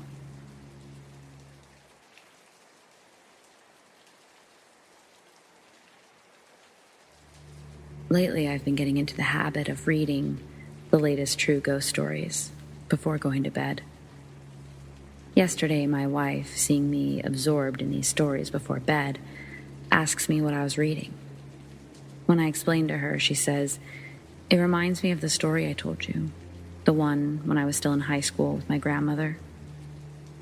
I didn't remember her story at all, but she refreshed my memory, and after listening to the story, I asked her if I could share it here, which she accepted. So, some backstory. My wife and I are from the Horn of Africa, and a lot of things that I read are very present in our culture, whether it's men and women turning into hyenas at night, people living with spirits surrounding them, etc. I don't believe in these stories, not all of them, even though I myself have experienced some very strange things. So to tell my wife's story, I'm going to write it in first person because it's more convenient for me. So here it is. I was still in high school at the time. My grandmother often came to visit us at home. As usual, she often came to talk to my mother about things in general. I only remember that every Thursday, she held a kind of coffee ceremony with my mom, which is very common in our culture. Surprisingly, I never asked myself this question before traveling abroad, but it's true. Our coffee ceremonies, not only ours at home, but in our country in general, are very much like a kind of religious ritual. We roast the coffee, we light a lot of incense so the room is filled with smoke, and often we recite prayers. It is often said that it cleanses and purifies the home. That day, I stayed with my grandmother and mother in the room where they were holding the coffee ceremony. I listened to them talk, and out of tiredness, I started to doze off, my head resting right next to my grandmother. After a while, my mother and grandmother stopped talking, and I felt that something was happening around me. I was wide awake, but I didn't want to show it. I don't know why, but I pretended like I was still asleep. After a while, I heard my grandmother speaking, but it wasn't her. It was a very husky and masculine voice. My grandmother, or whoever had taken her place, greeted my mother. My mother replied with a lot of respect, but above all, a lot of naturalness. At that time, I had problems with my tonsils, and my mother was very worried. She asked the spirit if I was going to recover from my tonsil problems, and the spirit told her not to worry, that everything would be fine. It was strange, my mother addressing my grandmother in the plural, as if she was talking to several people. She spent at least 20 minutes asking all sorts of questions, which my grandmother answered. The spirits possessing my grandmother finally warned my mother that my grandmother was not doing as they commanded, and that this is why she was in poor health. They told my mother that my grandmother must never miss the Thursday coffee ceremony, or she would have to pay the consequences, which was her health, I guess. After 20 or 30 minutes, my grandmother came to her senses and asked my mother what they said. My mother told her that she had to follow what they told her to do in order to stay healthy. All the while, I was petrified and didn't want to show that I was awake. Okay, so that's my wife's story. And I was talking to my wife about this last night. I still say I don't believe in these stories in general, though it is amazing that stories like skinwalkers are so prevalent in our culture. It was common knowledge that a neighbor turned into a hyena some nights, and many other stories about people you meet every day but spend some nights in the middle of wild animals, or people living with spirits, even the spirits manifesting themselves in front of you, etc. Finally, to conclude, I think that what happened with the grandmother in question is a possession that we call czar in our country. Basically, some people live with spirits inside of them that give them orders in order to appease the spirits. For some spirits, it is to read Quranic or biblical verses every night. For others, it is to do coffee ceremonies every week. The most amazing thing about my wife's story is that it is completely integrated into the culture, and that people even seek advice from these spirits who possess people. By the way, the funny thing is that my mother is possessed by this type of spirit as well. For her, she also has to organize a coffee ceremony, but only once a year, when she makes an animal sacrifice, usually sheep or chicken, and she's dressed entirely in red from dawn to dusk. I know it's super weird, but I come from a very traditional country. For us, it is totally normal.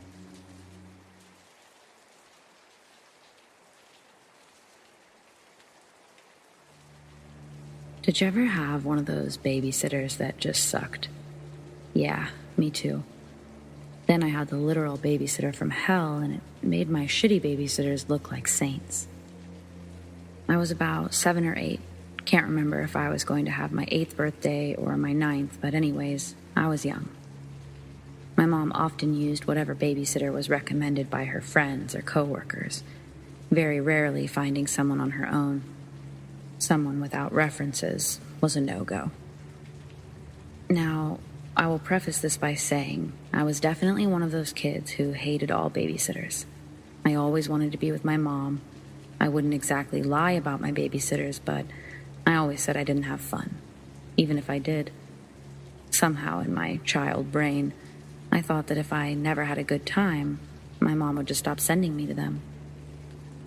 Anyways, this is to say that my mom was pretty over my complaints, and she didn't really want to hear how much I didn't like Rose. Because I hadn't even met her yet, I needed to give her a chance. Okay, the story. So yeah, her name was Rose. Kind of an old name for someone who appeared to be younger than my mom. She wasn't very warm. I remember my mom telling me that Rose babysat a friend of mine. This was her way of trying to get me to warm up to someone. But I was still a bit disappointed when I found out I was the only kid that Rose would be watching that night. She didn't have any siblings or other kids around, and her apartment wasn't even pet-friendly. After I'd been at the apartment for a while, Rose asked if I wanted to play a game. I, of course, did want to play a game, but was reluctant to do so. But there was something about Rose that made me feel like I actually had to do what she said. So I agreed to playing a game. She smiled. It was the first time I'd seen that from her all night. But it didn't make me feel happy, if that makes sense. It was unsettling, to be truthful.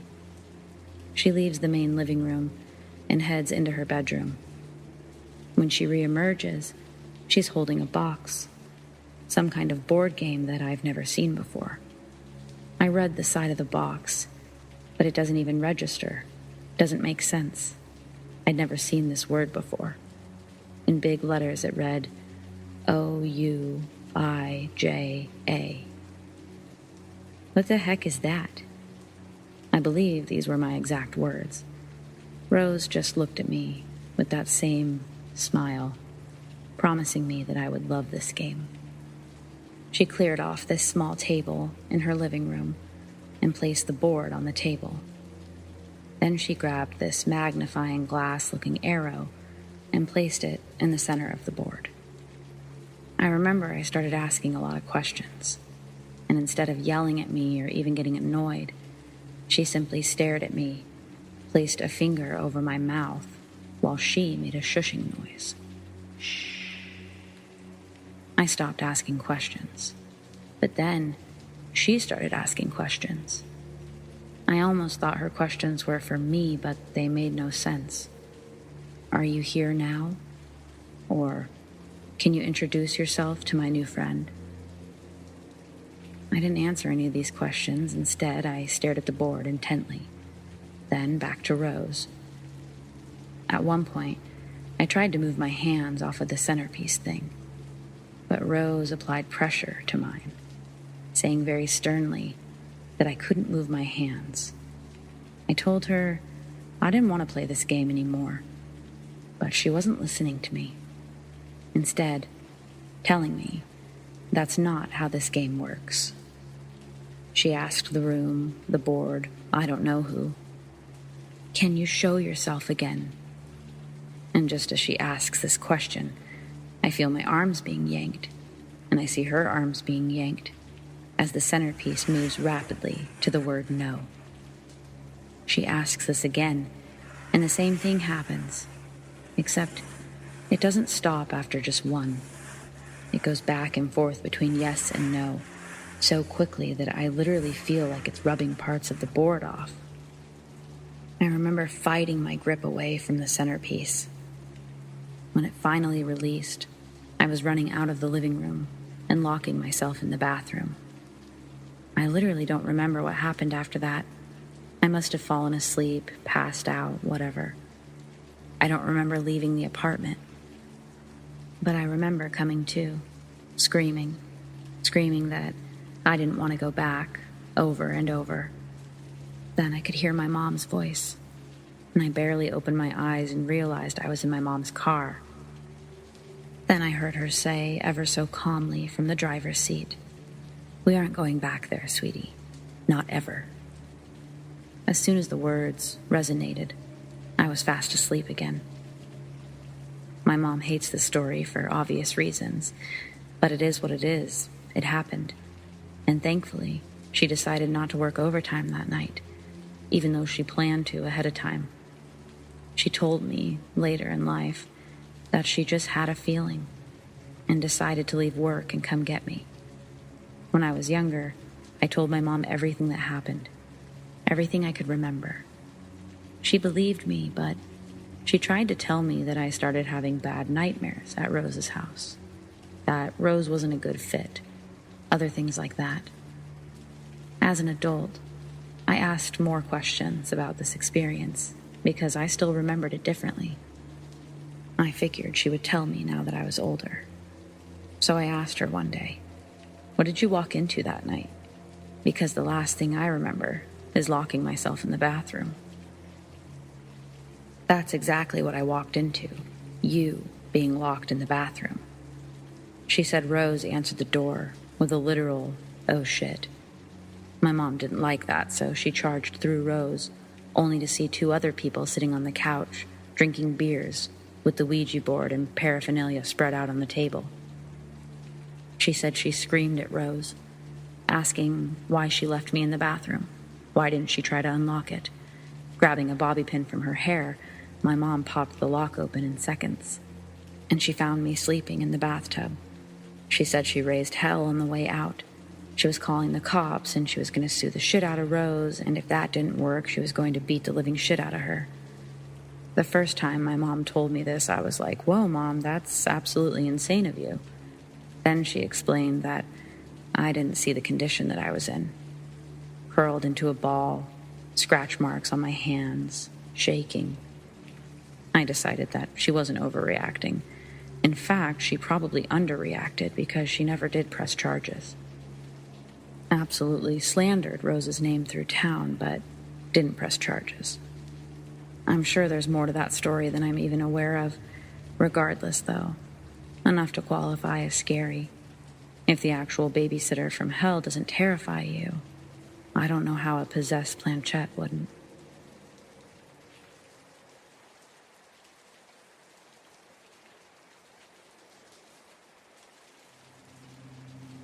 Things haven't been going well for me these last couple of years, and I've had to move back into my mom's house for the first time in 15-ish years to try to get back up on my feet. I'm really grateful for the space, and I'm trying to stay positive, but I really wish it didn't come to this. I have bad memories here, and I dread any prolonged time I have to spend here, especially when it comes to sleeping. Sorry if I go on some tangents. I'm just kind of describing some of the normal reasons this place probably creeps me out so much before I get into the actual creepy thing. Just after high school, I had a traumatic work injury, near-death fall. I moved back in just for a couple of months while I couldn't work. I had to drop out of college, get out of a lease, about 3 months before I could walk again, and 6 before I could use my left hand and forearm again. In those couple of months, I had really vivid, horrifying dreams, probably exacerbated by all of the pain relievers I was being prescribed while recovering. So bad dreams, lots of them. Sometimes falling out of bed, waking myself or others up while yelling in my sleep. Waking up drenched in sweat with my heart racing. I'd have dreams within dreams, all usually taking place in the room I was sleeping in. So when I did actually wake up, I couldn't even be sure of it. Also, I was having sleep paralysis, usually when I dozed off. If you haven't had sleep paralysis, it usually feels like your eyes are open, like after a dreamless sleep or coming out of a dream, and then you notice you can't move your body, and then you start panicking because you can't control your breath, and it's so slow and faint that you feel like you're suffocating. If I was coming out of a dream when this happened, I'd see specific parts of the usually horrifying dream mixed in with the real world, all while not being able to move or breathe or call for help. After a couple of months, things got really tense. I moved out for the next half of my life. dreaded any time I needed to look after the place overnight. It's about 2:30 a.m. now, and it's just me and this creepy house. When we moved in, I was 8 years old. I shared a room with my little sister, next to the water heater and breaker box under the stairs. In that room's closet, there was a small access door into a portion of the wall opposite the utilities. I've done some home contract work and handyman stuff over the years. I don't really know why a section of that basement wall had a crawl space in it. Maybe 1.5 feet wide, and wider than any other wall in the house. I used to squirrel toys away in it until some of those toys went missing. Anyways, that room creeped me out as a child, and I ended up sleeping on a couch in a different room until enough relatives had moved out or passed on that I could have my own room, which was by the time I was in high school. Cut to a couple of years ago.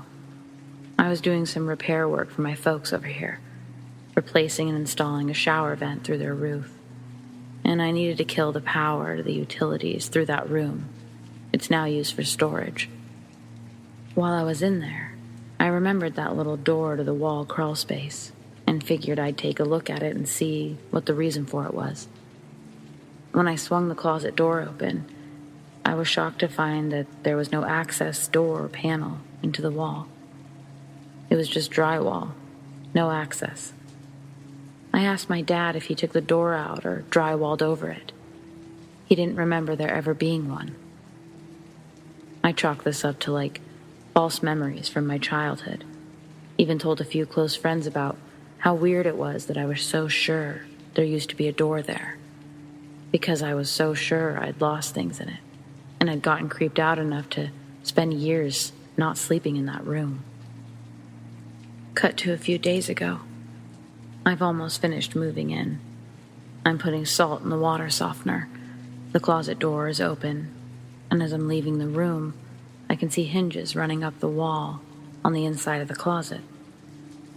So I open the closet some more and can see the door is there, just like I remembered. Impossible. It simply wasn't there a couple of years ago, and I confirmed it with people then. The hanger shelves in the closet are blocking the top of it, and there's a bunch of crap on the floor, so I'll need to move that in order to actually open the thing. Weirder, on the door of the closet is an old poster growth chart my mom used for me when I was little. I recognized it immediately, but I haven't seen or thought about it since I was really little. I don't remember it ever being hung on that door or even in that room. You wouldn't be able to check a kid's height from stuffed inside a closet and behind a hanger bar. Cut to now. I saw the light on in that room, even though I was the last one in. Both doors of the closet are closed now, again, even though I left them open. And no one's been here. No one's here. I feel like I'm going crazy. After work tomorrow, I'll empty that closet out and take pictures of the access door inside the wall and post it in a reply. Sweet dreams.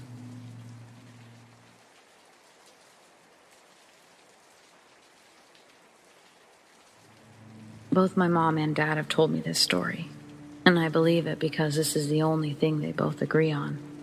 They divorced in 1988, and I first heard this story many years later. Back in the mid-70s, they got married and moved to Tennessee from Ohio. One New Year's Eve, they stayed with some friends. My mom says she doesn't even think they were drinking or smoking weed, which I find hard to believe considering I know how they were back then. But if she says they weren't, they probably weren't. Both of them were laying on the floor watching TV, while their friends sat on the couch. Their young daughter was in bed sleeping. My mom heard shuffling and looked over from the TV to the doorway to the hall. She saw a short female making her way toward the bathroom. She was wearing a long, old-fashioned nightgown and sleeping cap. My mom asked the friends where they got their daughter that nightgown and cap, and said they were cute. They said their daughter didn't have a nightgown or cap, that she just had pajamas. Mom looked at Dad and asked if he'd seen that, and he said he had. They checked the bathroom and nobody was in it. There was nowhere else for anyone to go. They checked the bedroom and the daughter was in bed sleeping in her pajamas. The house sat down below the road, which curved right as it got to the house and ran along in front of it. The friends told my parents that one night, somebody drove straight off the road and crashed through the roof into the living room, landing on the old lady that lived there and killing her. It was her that they saw.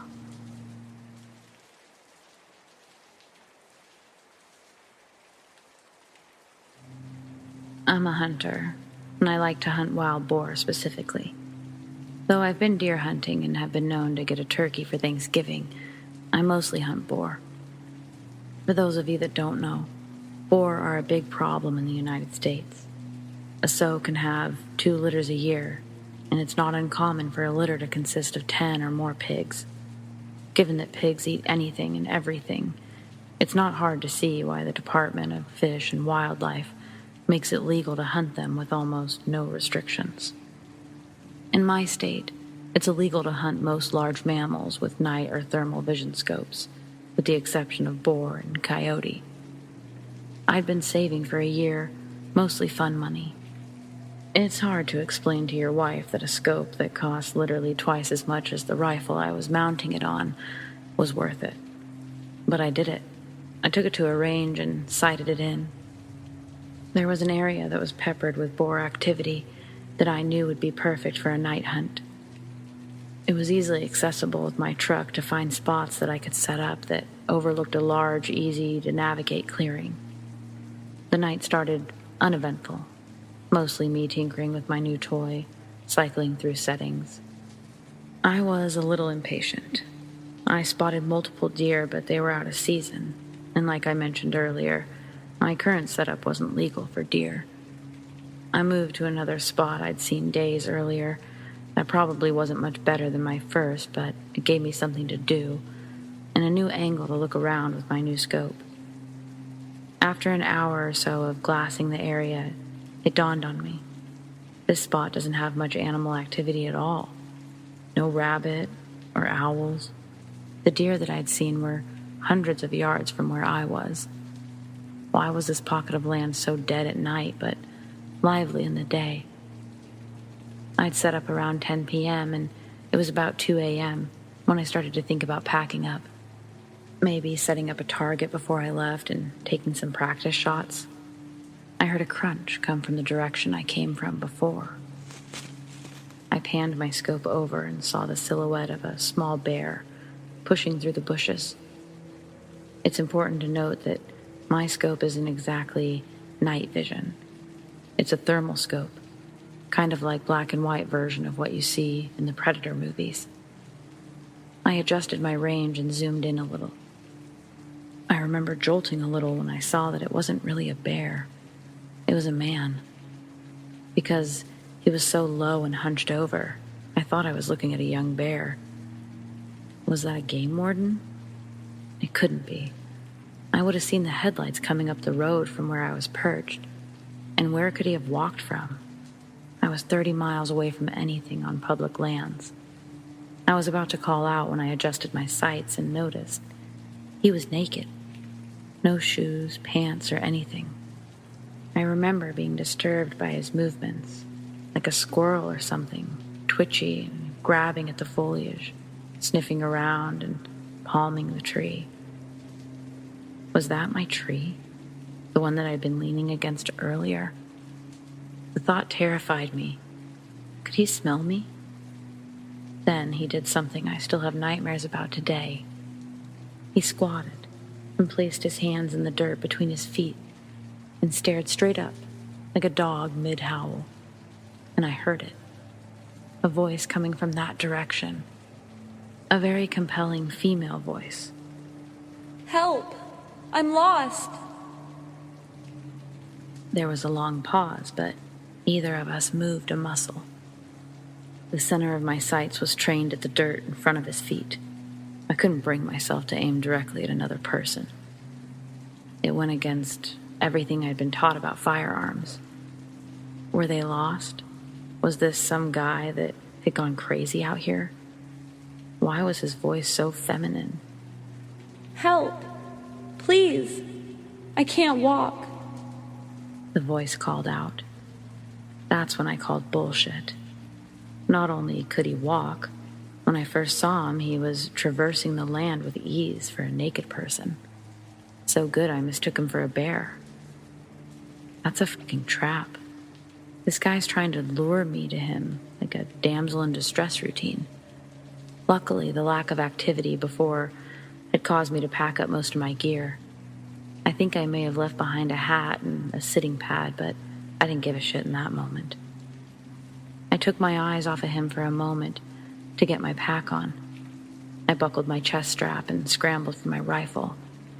To my horror, he was in the same position, but his face was staring in my direction, and I swear, I saw a smile.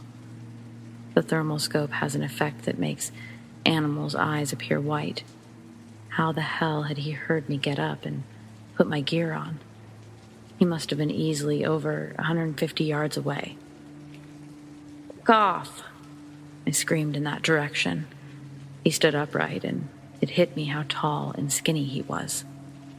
Easily 6 feet and very lean. He took a couple of long strides in my direction, and I instinctively sent a round sailing above his head into the tree line. He was freaky as hell, but he hadn't threatened me. What would I tell the cops? I was unwilling and unready to shoot someone. He stopped dead in his tracks and hunched down on all fours. "The next one will fuck you up. Go away." He stayed on all fours, and this time, I had my sights trained on the center of him. His eyes were just above the grass, like a large cat or something. I was trying to stop my trembling, and knew that my voice had cracked a little on that last warning. I was terrified. That standoff probably lasted a minute or two, maybe less, but it felt like forever. In an instant, he bolted left toward the tree line opposite the road. So much for not being able to walk. I could barely keep him in my scope. He was moving so fast. He disappeared into the brush, and I sent another bullet sailing high in his direction. I racked another round and tried to pocket that mag and swap it for a fresh one. But I dropped it, and I didn't bother looking for it. I wasn't far from my truck, and I wanted to get out of there. I could hear him in the distance, yelling in this weird sound that could have been a laugh or a cry. I scrambled up the trail and arrived at my truck, breathless. I tossed my gear into the cab, but kept the rifle in the passenger seat and sped off. For the longest time, I told that story from the perspective of having spotted some deranged crackhead living off the land, like some kind of caveman. I reported it to Fish and Game, but all they did was scold me for hunting at night alone. Never received an update. It wasn't until I told this story at a camping trip with my nephew, and he told me about wendigos, rakes, skinwalkers. My story scared the piss out of him because the spot we were camping was technically the same forest I'd seen the bastard, just 50 miles east of it. He was so spooked his mom, my cousin, had to take him home. She was really pissed. I've gone down the rabbit hole on these scary stories. I'm not saying what I saw definitely was a wendigo or a skinwalker. I'm saying that if such a thing exists, I may have dodged quite the bullet that night. Or maybe it was just a tweaker, being Donnie Thornberry in the middle of the night. Either way, thought I'd share.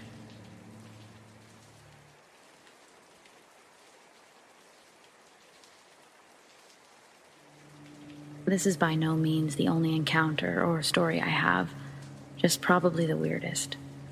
No, it is the weirdest, I'd say, without a doubt. My home is next door to a friend's, whom I grew up with. His parents live across the road from him and kitty-corner to me. There's a field in between my friend's house and mine.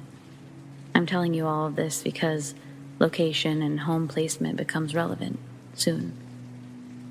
So my neighbor's oldest daughter started messing with a Ouija board.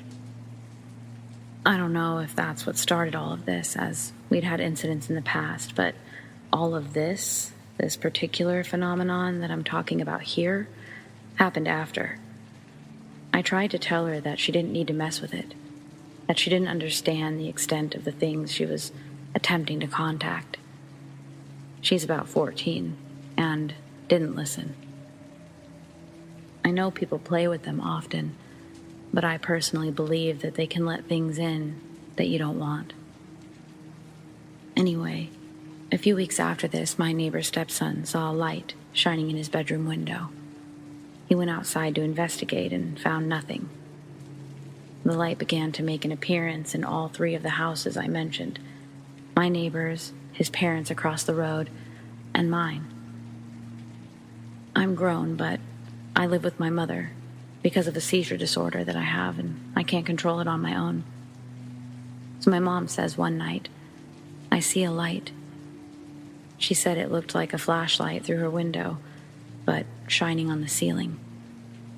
I went out to investigate, quite pissed off because I thought someone was messing with my mom. I couldn't find anyone, so I called the cops. The deputy shows up and takes me around with him investigating, then makes a very interesting point that there was dew on the grass, even though it was night and my footprints were the only ones visible. Interesting and strange, I thought. Well, my neighbor's mom starts seeing this light every night in her bedroom. She sleeps on one end of the house and her husband on the other because he has to get up very early for work. So every time she looks out the window, there's nothing to be seen. She also starts to see what looks similar to a laser pointer doing the same shine through the window onto the ceiling thing. It apparently was not exactly like a laser pointer, but very similar. Now, here's where things start to get strange.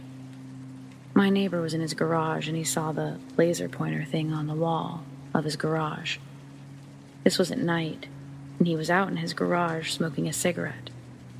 He stepped outside and sees nothing. Walks back in his garage, and it's back on his wall. Then he said it spread out, morphed into a weird, ancient-looking religious image, like something out of ancient Eastern religions. He said it was just like a Buddhist-type religious image. He didn't describe it really any better than that. So fast forward a few days. His mom had still been seeing this stuff, the lights, laser-like image, continually, every night. So he asks me to sit with him in the shadows outside his house and watch his mom's house. Her bedroom is facing his yard. We sat out there for about an hour or so, and were actively watching her house for anything whatsoever, lights, movement, etc.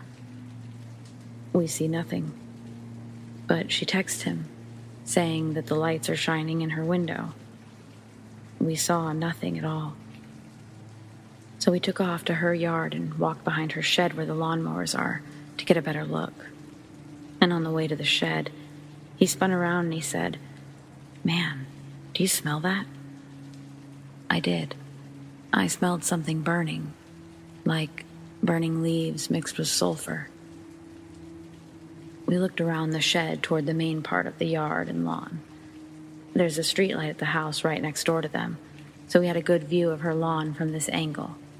And we saw that there was a haze or fog in her yard only.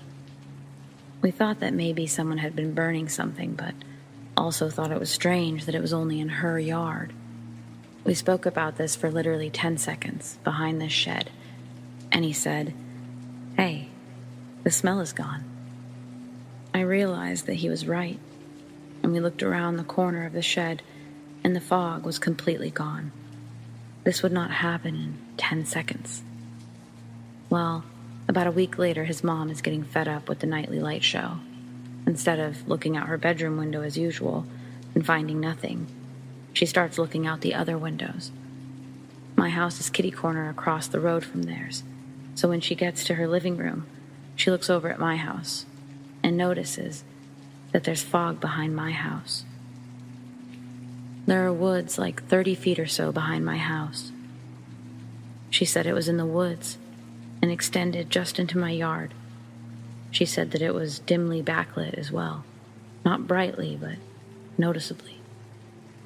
Okay, so here's where things get weirder.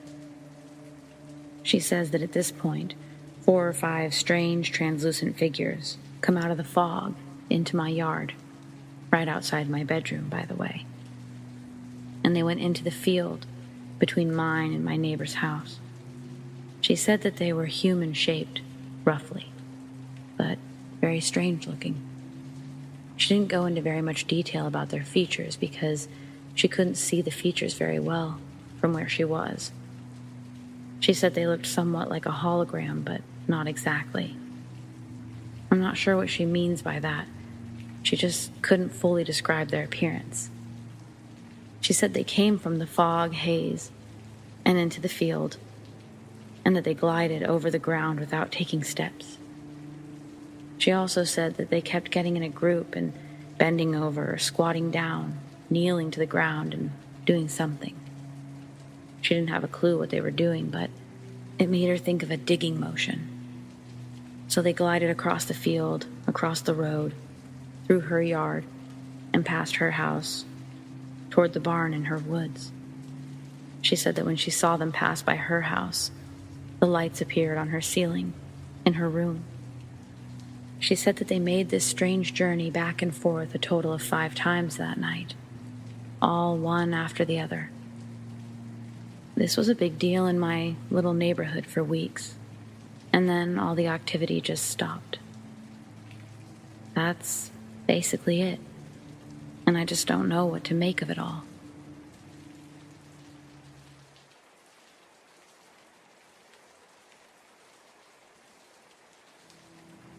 So, my current job. Y'all, I'm not entirely sure about this place. It's a hotel that's only like 3 years old. Nothing was really here before that. Though I don't know the history of the area. When I first started here, I heard one of the guests apparently killed themselves in their room. But I've never confirmed it. And really, so far, nothing crazy has happened to make me question it, but the other night I was making my rounds, emptying the full public trash cans. I went up the elevator to check on the cans just outside of them, and after checking one, I went back on the elevator and waited for the door to close. The door started to close, then immediately opened back up. Nobody was outside of it pressing any buttons, and nothing inside was blocking the door. Could be a mechanical glitch, so I passed it off. I did get a chill when it happened, as if there were a ghost there, which I do get when there's a ghost around, but it could have just been me freaking myself out. Those chills are very similar. But then tonight, I was in the break room bathroom. I use it frequently.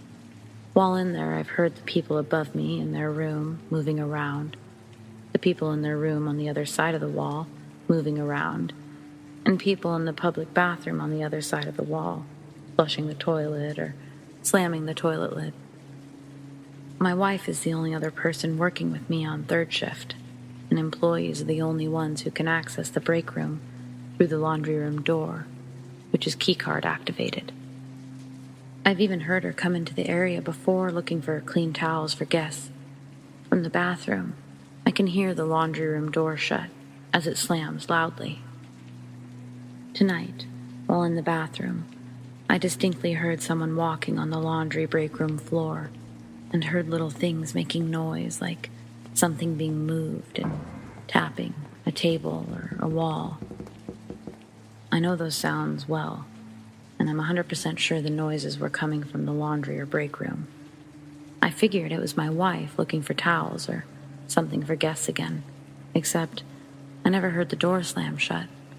I just figured she propped it open or held it until it shut quietly. When I left the room, I saw her at the front desk and asked if she'd been in that room. She said she hadn't been in there at all tonight. What's even stranger is someone spilled something sticky on the floor and didn't clean it up, so walking through there made my shoes sound sticky all over. But the footsteps I heard didn't stick to the floor. By the way, I did just finish mopping that area so that the floors aren't sticky anymore. Unlike those that I work with, I actually do my job.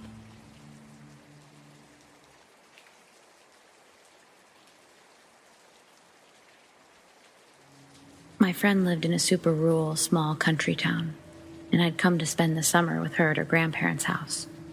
We were both 13 at the time and thought it would be a good idea to sneak out, walk around the town, maybe stop by the park.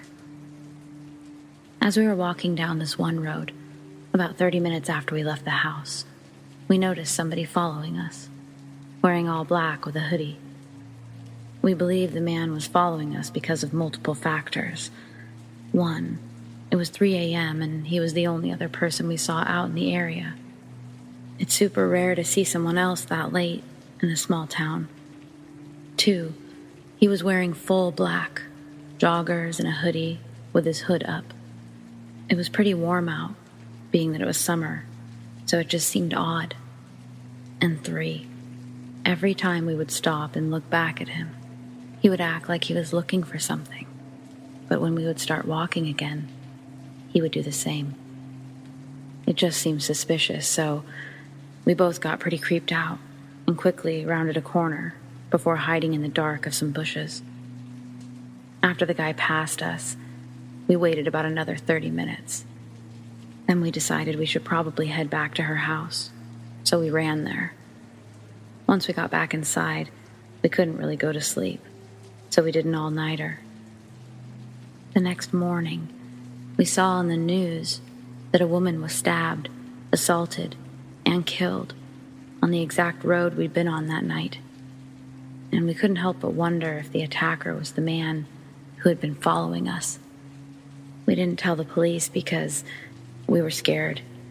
We also didn't have much info to give them, other than the fact that it was a male and he was wearing all black. We didn't think we'd be any help. If I was an adult at the time, I for sure would have reported something. But I was a child. Safe to say, we didn't sneak out again after that.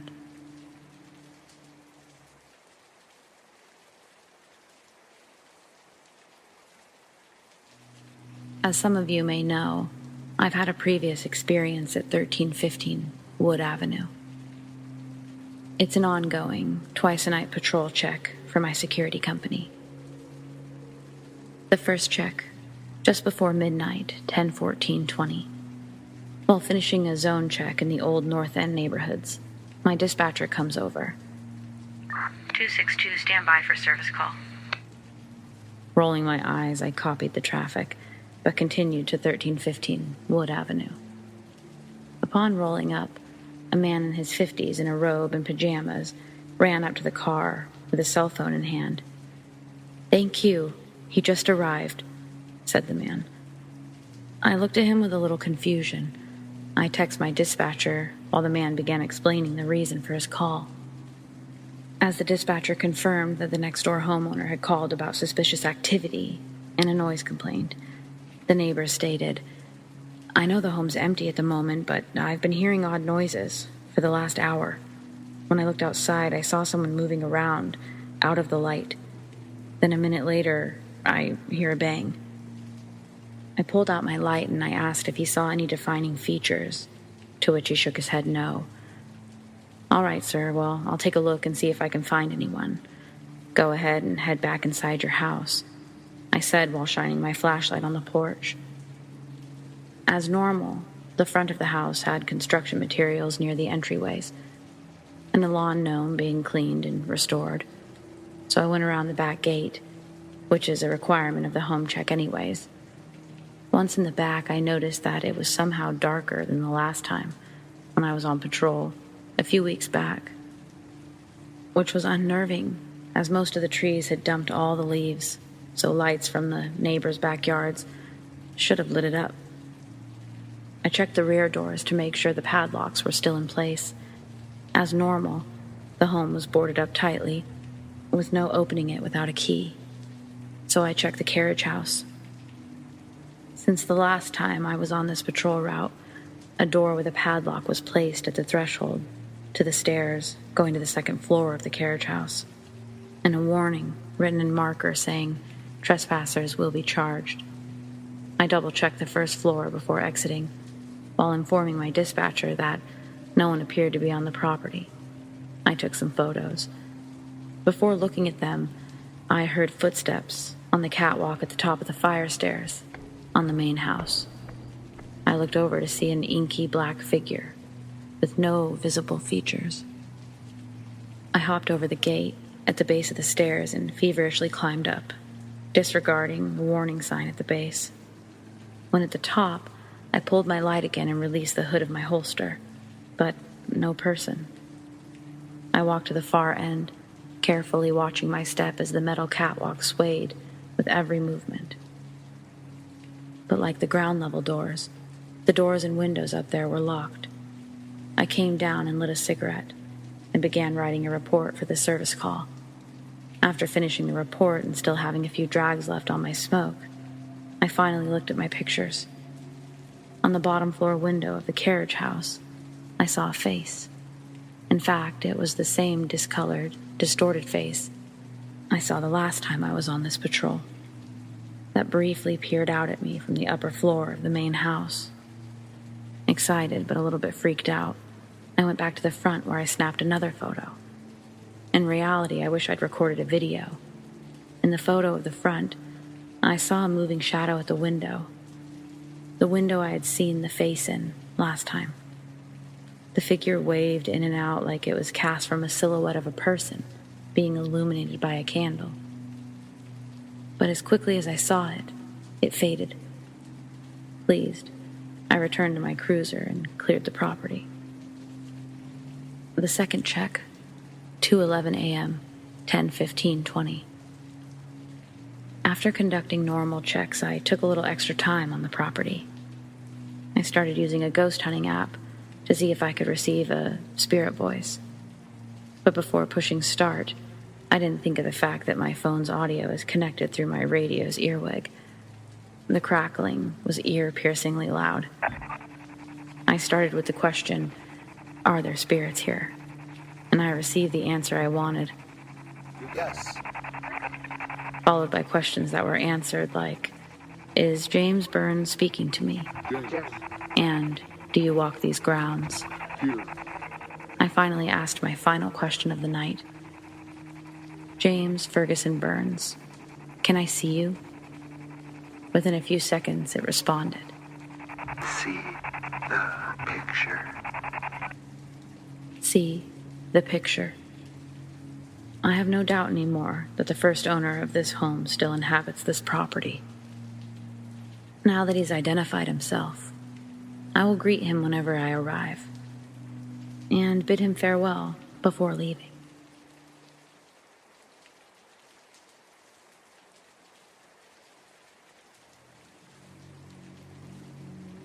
This happened about 5 years ago, when I was around 16, 17 years old. I always enjoyed walking. I would spend at least an hour a day walking the roads around where I lived.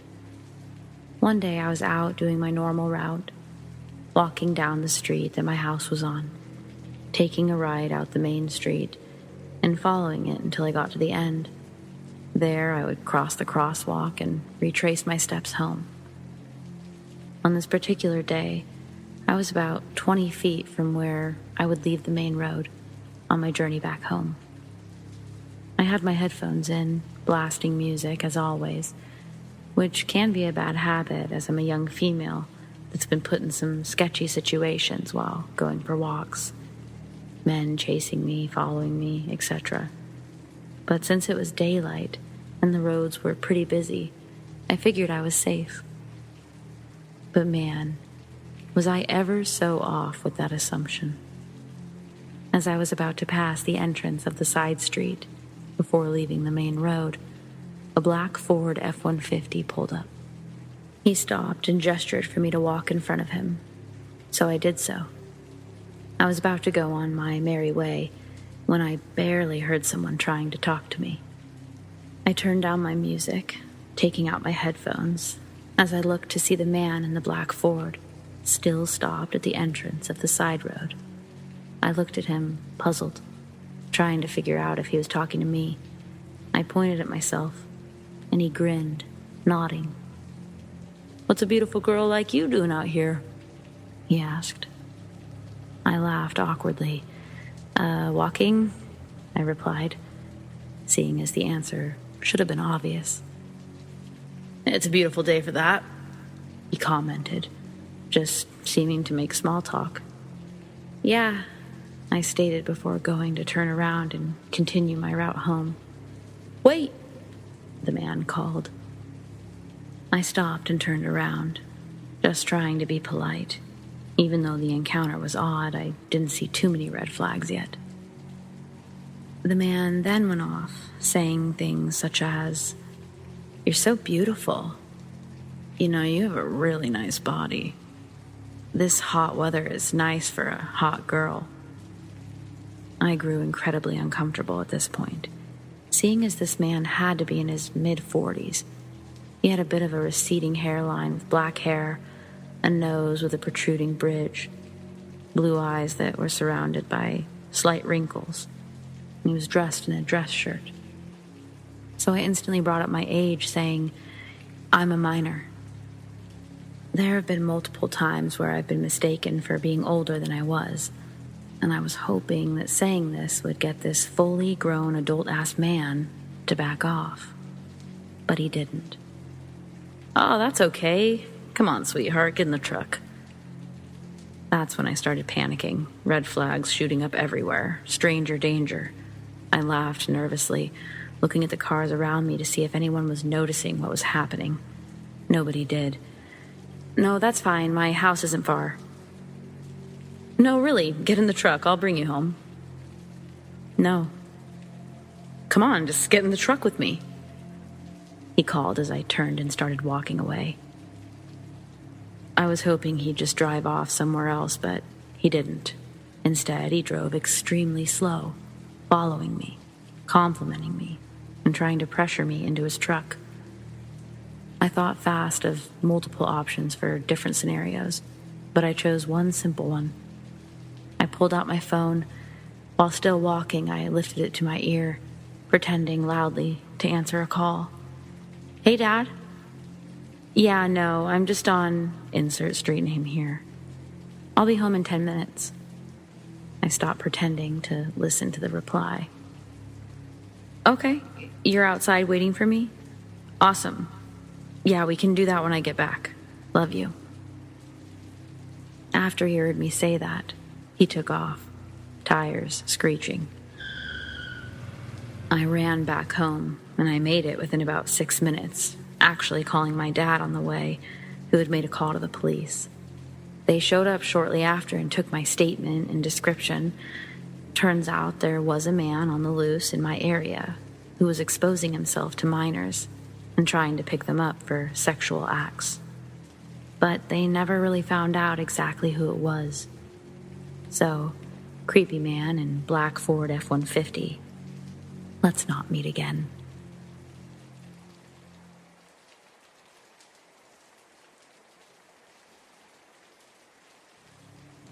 When I was 14, I had a strange encounter that still puzzles me to this day.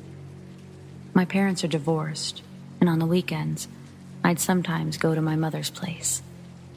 The house that she lived in was converted into several small apartments. It was a creepy old farmhouse.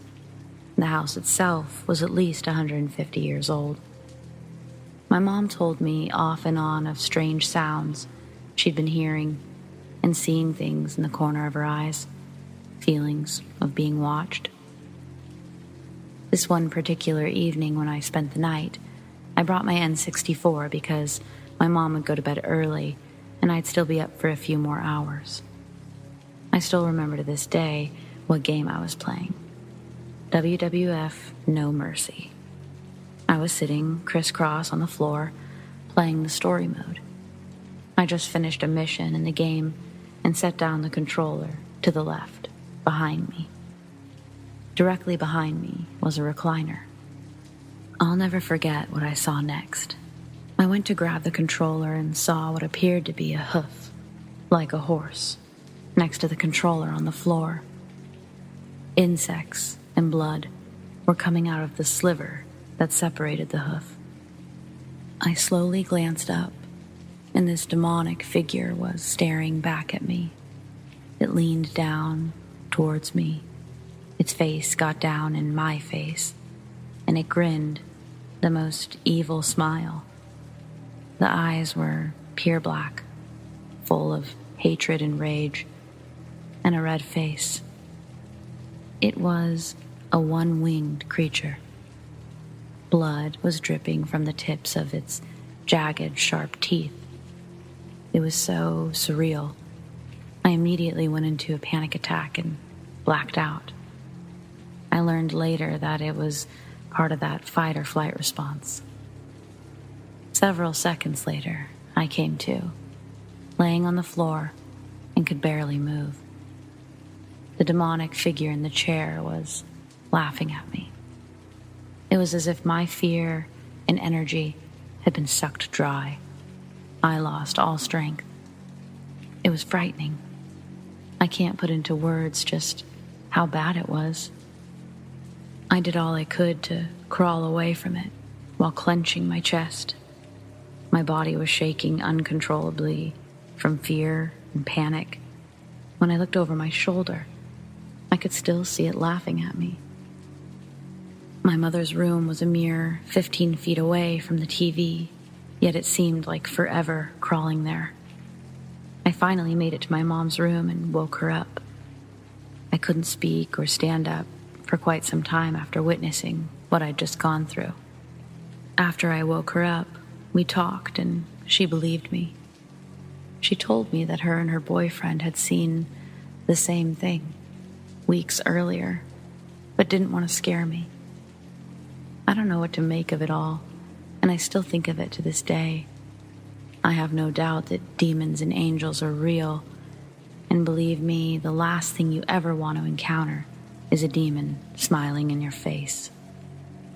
I don't care if you believe me or not, but when 3 people see the same thing on different occasions, different locations, either we're all crazy or something was wrong with that old farmhouse.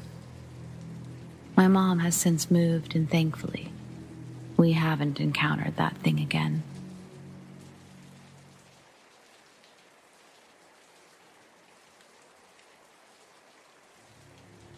I'm a DJ from Michigan who'd like to remain anonymous purely because if I ever make it big, I don't want the story of how I almost died in a vocal booth to follow me.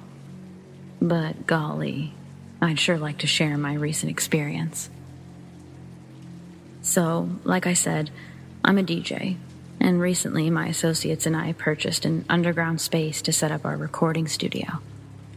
Upon purchasing this space, we also splurged and spent thousands on soundproofing it. Like, once you close the door, silence. Nothing on the outside can be heard from within, and vice versa. Pros are that we can artistically explore the whomps and fat stomps of our music without bothering the haters. People always talk shit till they see you at Coachella. But soundproofing this bad boy and going underground meant no cell reception. In order to make a call, you had to go out the studio doors, down a hallway, up some stairs, to the outside. No distractions down there. But sometimes your girl gets mad, asking you why you ain't picking up. You with those girls, huh? And you just gotta brush it off.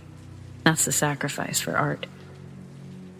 Okay, so back in late 2020, just before Christmas, I'm down getting our new Midas 64-channel digital mixer board all hooked up. And as I'm under the board plugging in cords, all the lights in the studio go off. I don't flinch, though. Just get up and flick them back on. When I go back under the board, they turn off again. I won't lie, I got a little shook. I just laid there in the dark, waiting for one of my buddies to come in, because I thought someone had to be fucking with me. I wasn't expecting anyone, but it would be right up their alley to do something like this.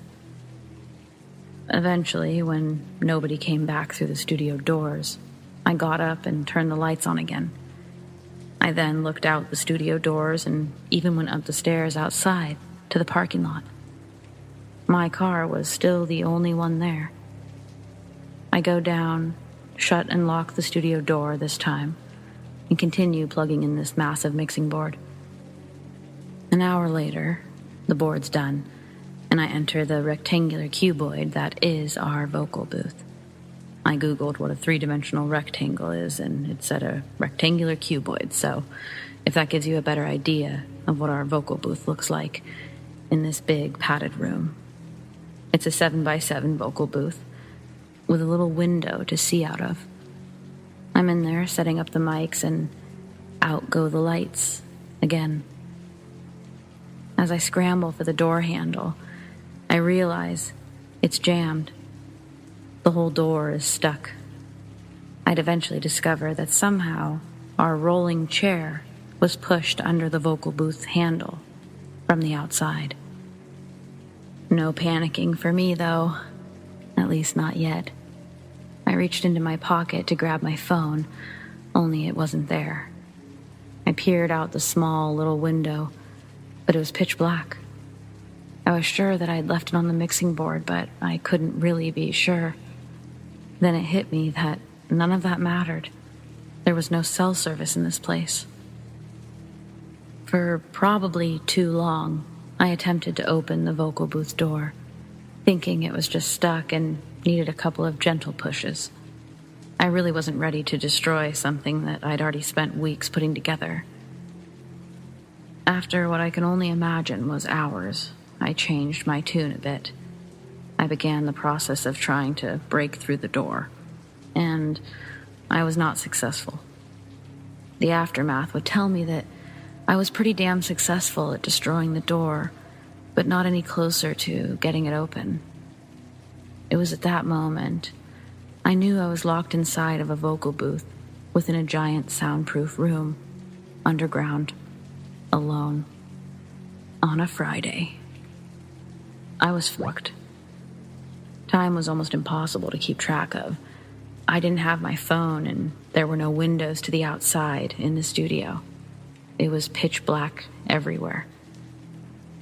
I was getting antsy, or maybe more accurately, I was getting scared. But more importantly, I was getting thirsty and hungry and all of the other things that you get on a normal day. What if I have to pee?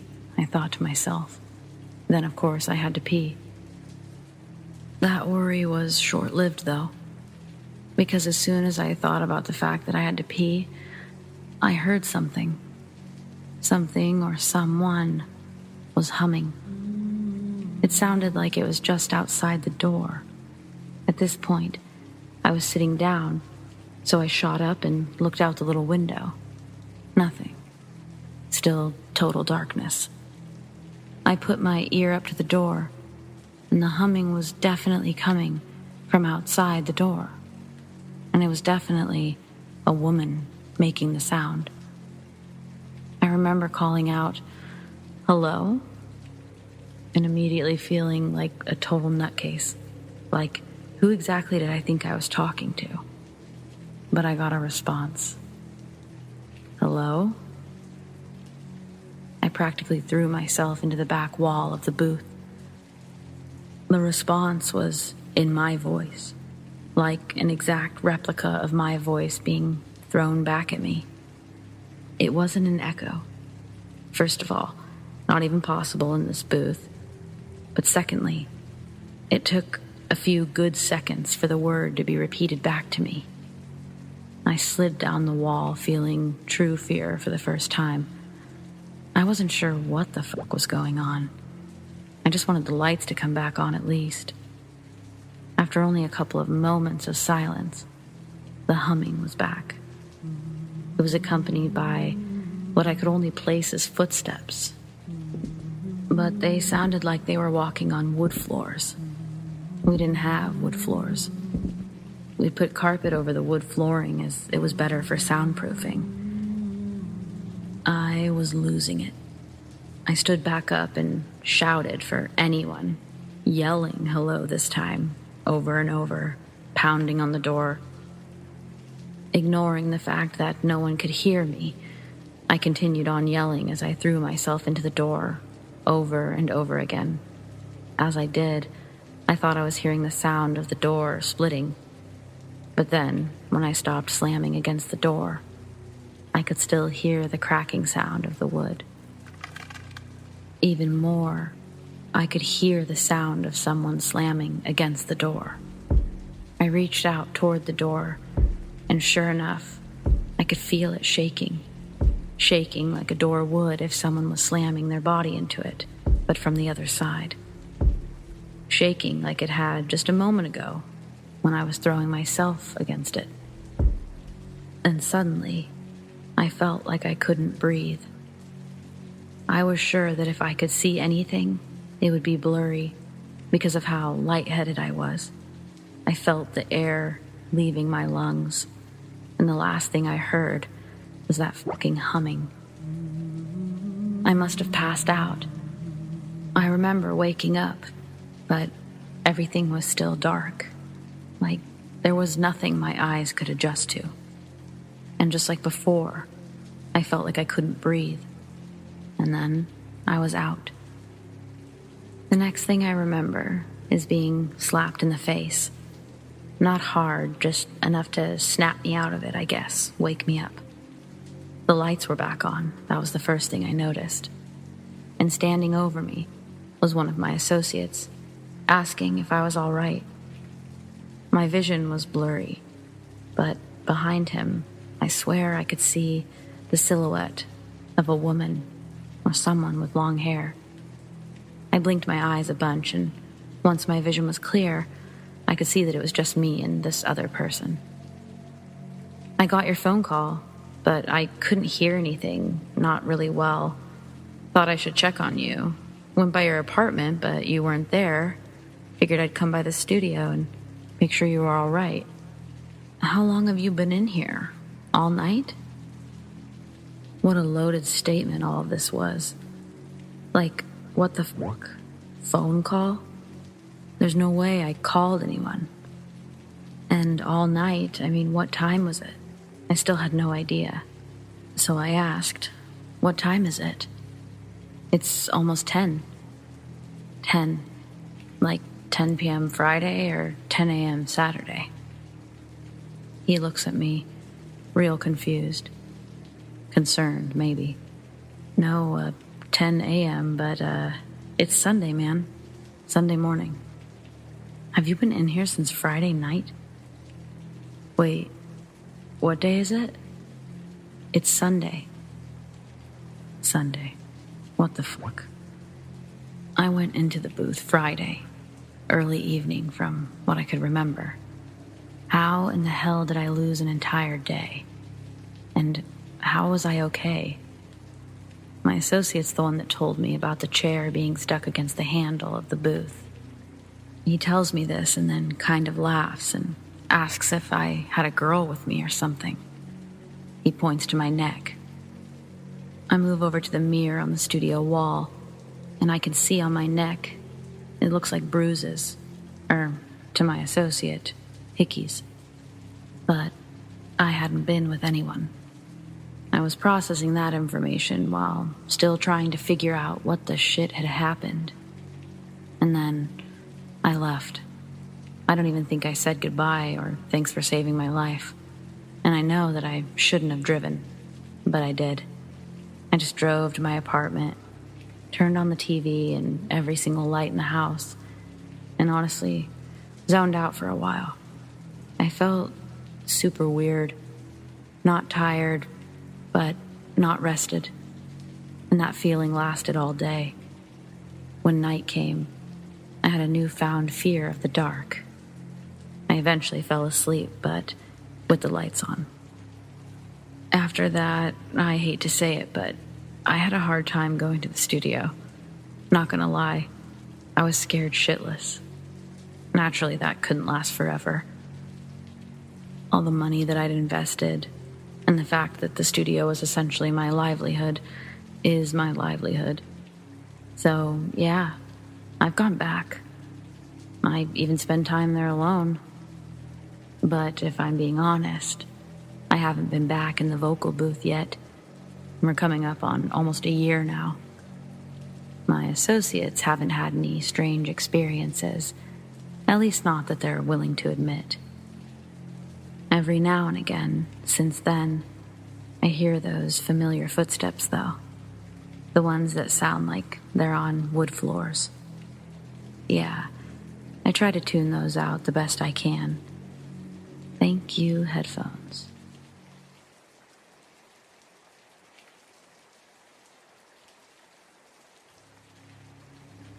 This happened a few months back. I was home alone and just chilling in my room. My dogs often like to lay with me, and this particular day they were doing just that. My parents were at work, Dad in another city, Mom at the school that she worked at. My siblings were at school, so I know for sure no one was home. So I'm just doing my homework and I hear a couple of knocks at my door. My dogs immediately look up and stare silently toward the door. Maybe my brother was just home. I call out his name, and then I open the door when I don't hear anything. Well, you guessed it. There was no one there. Odd. The thing is, if it was a random person who just happened to break into my house, my dogs would have gone berserk. They are weirdly keen at only barking at strangers indoors. Besides, I never hear any footsteps. I double-check the time and notice it's only 10 a.m. Unless my siblings or Mom got sick, there's no way they were coming home at this time. I was later assured that no such thing happened. No one had come home. I've had a couple of odd occurrences in the home, such as things going missing and being replaced in the exact spot that you looked, only hours later. Our house was brand new when we got it and was only built on empty farmland. I used to dabble in the occult as a middle schooler, so maybe that's why.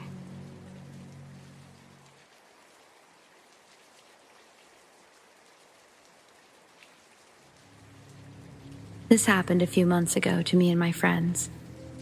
We are university students in Cape Town, South Africa, so when we aren't trying to get through the semester, we like to let our habits get the better of us and go out for drinks. On this night, we had just finished what felt like an extra long day at the university and decided to head to the bar about 5 minutes from campus for some much-needed stress relief. The evening was going well. Although a bit slow, it was enjoyable with everyone having a drink, but we were getting a bit restless. So me, being one of the more outgoing ones of the group, suggested that we head to the bar with the pool tables, not far from where we were. Everyone agrees and we get our stuff to go. We all jumped in my car and we got to the bar, but being a Thursday night, parking was scarce. I finally managed to find a spot about a block away from the bar, but in a secluded side street. I should also mention that this bar is in one of the sketchier parts of town, but it's normally quite safe due to the amount of nightlife associated with being close to the university. We walked to the bar, and no one really felt uneasy, nor did anything happen to make us feel that way, which was quite surprising. After a few hours of pool and just relaxing, we decided it was time to grab dinner before the restaurants closed, as being in South Africa means that most restaurants, even fast food, close really early, around 7 or 8, to comply with curfew. We decided to stop at the pizza place below the bar to grab some food, before we all decided what the plan was for the end of the night.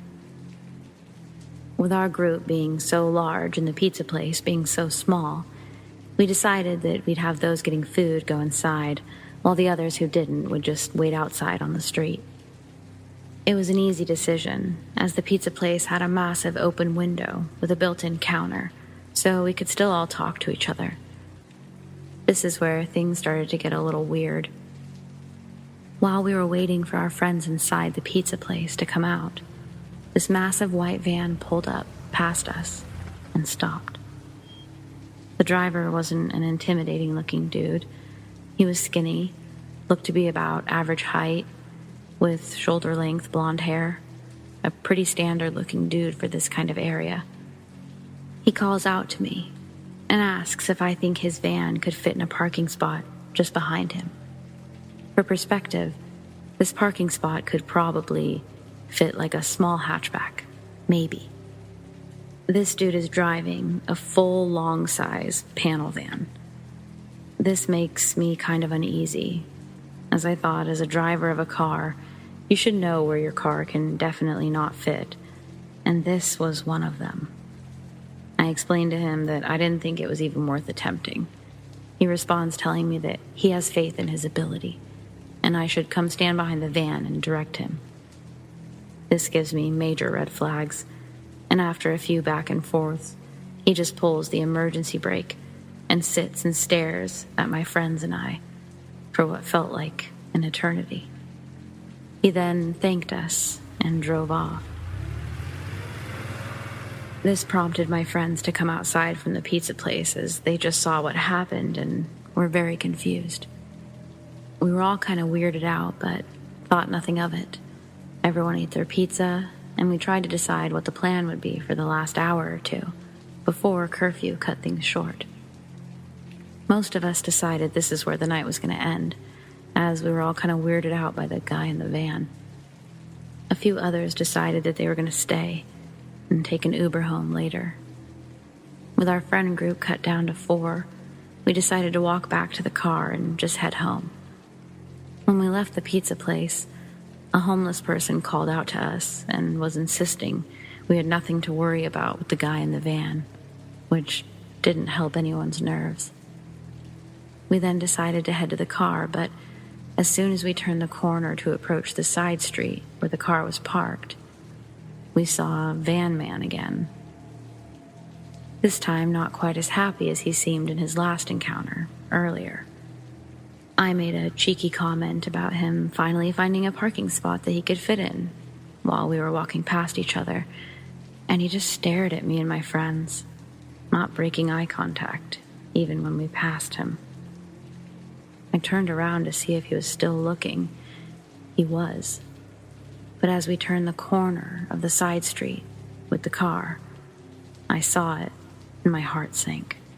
The van, horribly parked half on and half off the sidewalk, back door slightly open. Upon seeing this, I turn around, and I see Van Man is now walking towards us. But he said something that confused me at first, but immediately made sense after. He said, "Hey, please just watch my car," which confused me. But when he said that, 4 men sat up from leaning on the wall next to it and began following us. My friends and I were slightly ahead of them, so we were trying to discuss the game plan, because it was obvious if we did nothing, something horrible was going to happen. My friends started walking faster, and I remained at the same speed, frantically searching my pockets for my car keys, all while shouting at my friends to wait up and what's the rush? All in hopes that the guys behind us, who were gaining on us, were oblivious to us knowing they had sinister intentions. As soon as the car came into view, we booked it, jumped in, and drove away. But we were only seconds from not being that lucky. After locking the car doors, I saw the men surrounding the car. I managed to get us out, and looking back in the mirror, I saw a 5th man by the van at the bottom of the street. I still have no idea what their intentions were that night, if it was to rob us or beat us up, or worse. I don't really like to think about how lucky we were that night. I ask that when you're out, no matter how innocent an interaction with someone can seem, always pay attention to the little things. So to the man in the van my friends and I saw that night, can we please not meet again?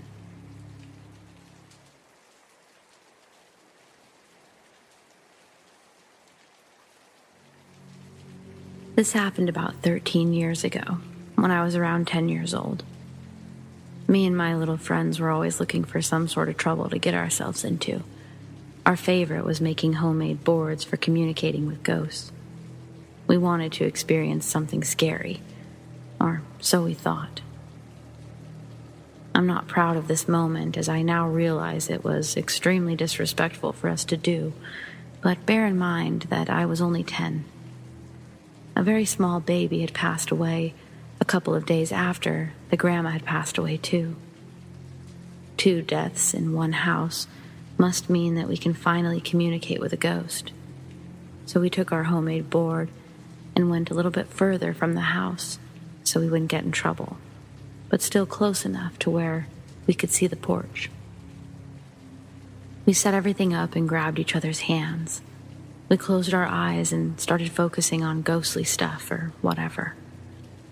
I felt a sudden urge to open my eyes, and I take a look at the porch of the house. There was a tall woman wearing a long black dress. She was looking down, so I couldn't see anything besides that. At first, I thought it might be the mother of the baby. People in my country wear black after a close family member's death, so it's not uncommon. She lifted her head up, and that's when I felt my heart drop, and the hair on my body just stood up. She had no face, but I could tell that she was looking right at me. You know those moments when you're terrified, but for whatever reason, you can't move, can't scream. You just watch in horror. After the initial shock, I managed to let out the most intense scream that I ever have. My friends took one look at me, then looked in the direction I was looking, and then they started screaming as well. We ran so fast we couldn't catch our breath when we got back to my house. I've never been so scared in my life. After we managed to catch our breath, I decided to ask everyone, "What did you see?" A faceless lady, staring right at us. Without me telling them what I saw, that was everyone's answer. I'm not claiming that what we saw was a ghost. We were very young, and maybe there are explanations as to what happened. Maybe we wanted to see something so bad that we created a scare out of nothing. What confuses me, though, is how did we all see the exact same thing?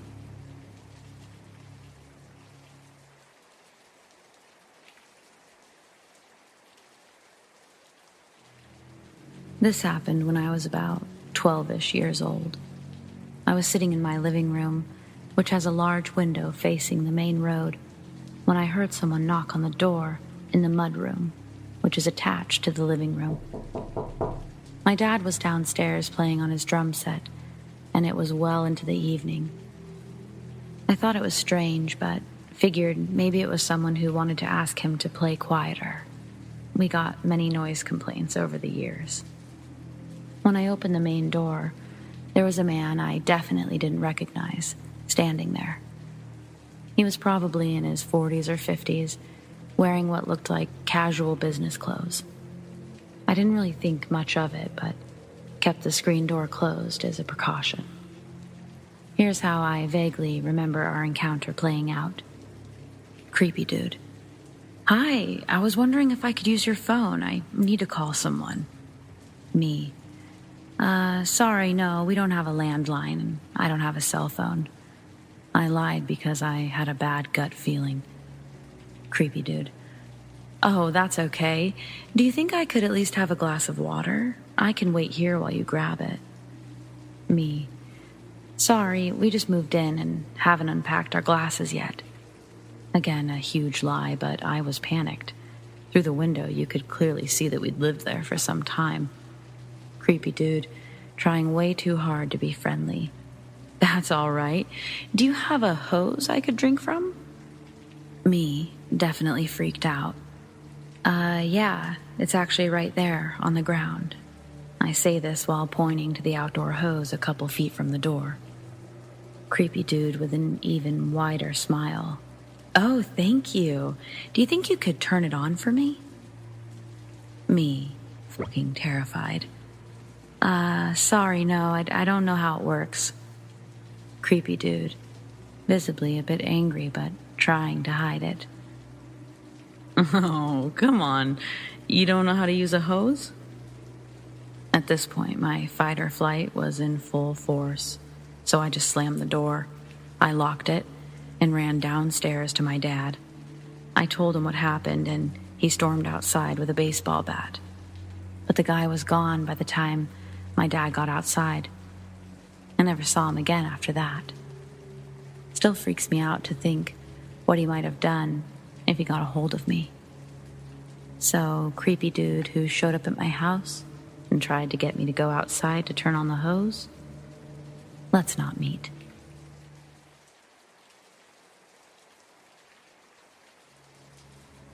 Haunted by a man who wanted us to find his family pictures? The title alone sounds very odd, but hopefully this will all make sense by the end. My family and I have lived in our current house for about 10 years. Shortly after it was built, the owners put it on the market and we moved in a year later. Before the house was built, it was part of a large field owned by a farmer who lives behind us.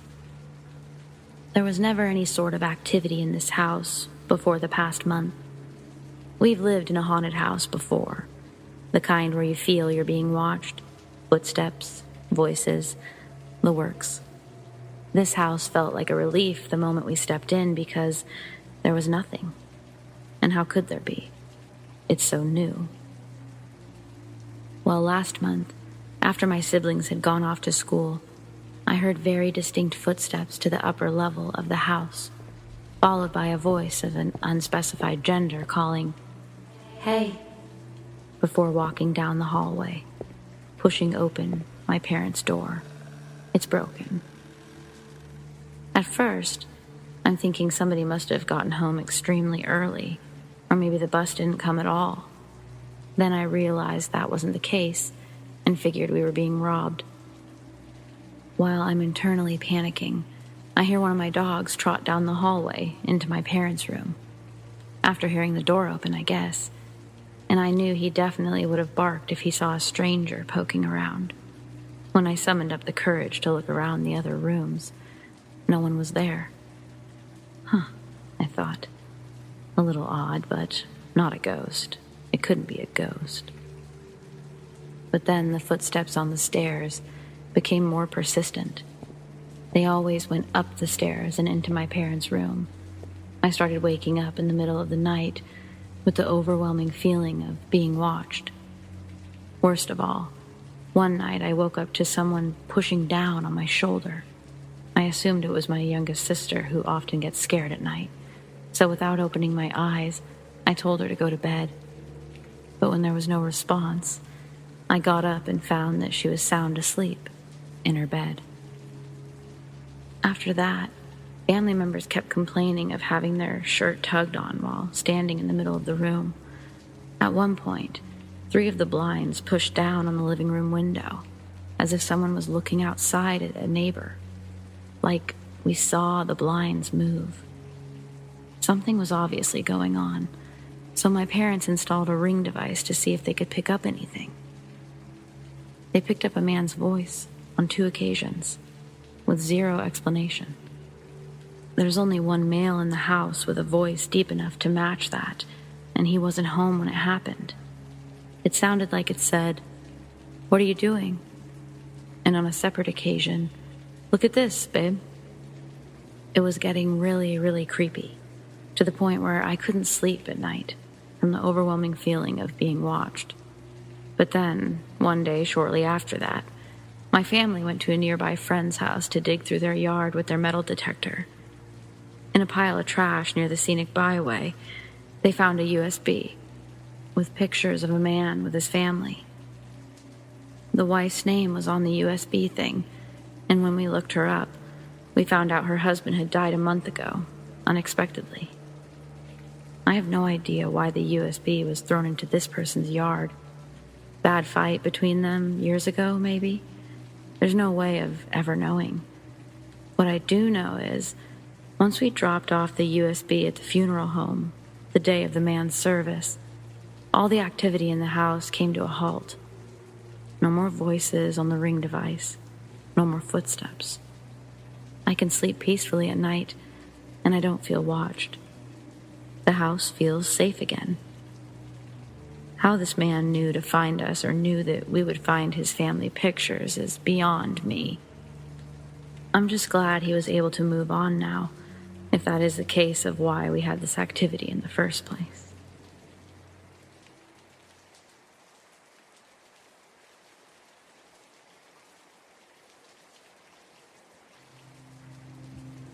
A few years ago, I entered the University of Lausanne to start my medical studies. I had just arrived in the city and even in the country. I was very excited to start my year, to discover the university, and to meet new people. Everything was going great until the end of the third week. Friday night around 9 p.m., I leave the library, say goodbye to my friends, and start to go home. The pace of work was really already very intense. We'd been working all day, and I was in a rush to get home. It was my favorite part of the day because I got to put on my music, take the subway, and then the train, and it gives me a chance to rest. Anyway, that night it was cold, so there was no one left outside. It takes me about 7 minutes to walk from the library to the subway. I'm walking quietly with my music in my ears when all of a sudden I get a shiver that runs through my body from head to toe. I start to feel uncomfortable, as if someone was watching me. And at that point, I pause my music and decide not to turn around to check in case the person is trying to be really inconspicuous, and if I notice them, something might happen. I don't want to run either because I'm not sure if I can run faster, and I don't know where to go. At this point, we pass a glass building, so I decided to look inside and pretend I'm fixing my hair. I quickly glance in the corner of my eye, and my blood runs cold. There's definitely someone walking a few feet behind me, in a hoodie. I try to reassure myself that he's just finished work, that he's going home, that he's cold, and that's why he's wearing a hoodie. But I didn't see a backpack, and there's no houses for civilians around. I decided to send a message to my mother saying, "Come get me in front of such and such building. Please, I really don't feel safe." It's important to know that the university is 30 minutes by car from my house. At this very moment, I don't find any other solution, and I decide to take refuge in a building while waiting for my mother to come and get me. I opened the door, took off my helmet, and went down the stairs to find a hiding place. I thought I was out of trouble when suddenly I heard the door that I came in through open. This time I'm sure that he's after me, but since I'm new, I don't know this building and where it leads. I run downstairs at full speed, and I hear behind me the footsteps of this guy running down the stairs, also at full speed. I run without looking back. I'm sure that he's running faster than me and that he will catch up to me. I don't even know where I'm going, but I pray that I don't fall into a dead end. Looking back, I even think of it like the movie The Shining, in the labyrinth scene. I didn't know how far ahead of him I was, so I opened a window in the hallway to make it look like I escaped out there, and then I opened a door a little further down. It was a huge auditorium in the dark. I went down the stairs and hid under a desk in the middle right, and I put my phone on silent. My mom had been texting me a lot, asking me what was going on and saying that she was on her way with my dad. I text her, "I'm in such and such building. He's looking for me. Please come quickly." I hid under that desk thinking I was screwed, that my hiding place sucked and he was going to find me any second. Then I heard a thud and a huge scream. I don't think I've ever been so scared in my life as I was when I heard that scream. For 15 minutes, my mother was sending me messages, telling me to hang on. And at the end of those 15 long minutes, waiting for him to find me, I finally got the message from my mom, where she says that she's here with the police. They're going to enter the building, and they need to know where I am. I just tell them I'm on the second floor because I have no idea which way I was going. After 2 minutes, I heard the door of the auditorium, and it was the police that had come to get me. Once I got out, they took my statement and said that they would check with the university management. The next day, they contacted us and said that they saw on the surveillance cameras that there was indeed someone who was following me when I entered the building. But there were no cameras inside. You can't see the guy's face, and therefore we don't know who it is.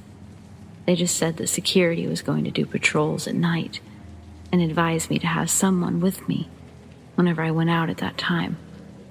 We never heard about it again, and that's good.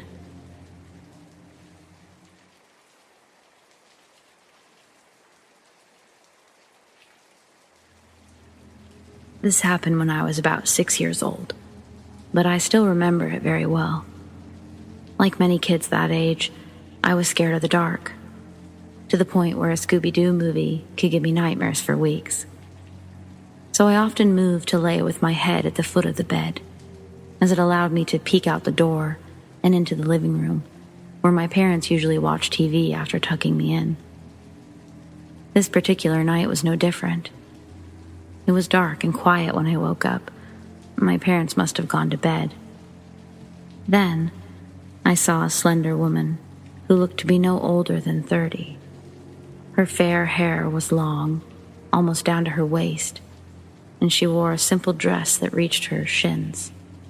She wasn't transparent, but she had this weird, faint glow, and she held her arms to her chest as if she was carrying a tiny infant. I knew instantly that it wasn't my mother. She had short hair, almost a bob cut, and never wore more than underwear to bed, maybe a t-shirt at most, but certainly not a long nightgown.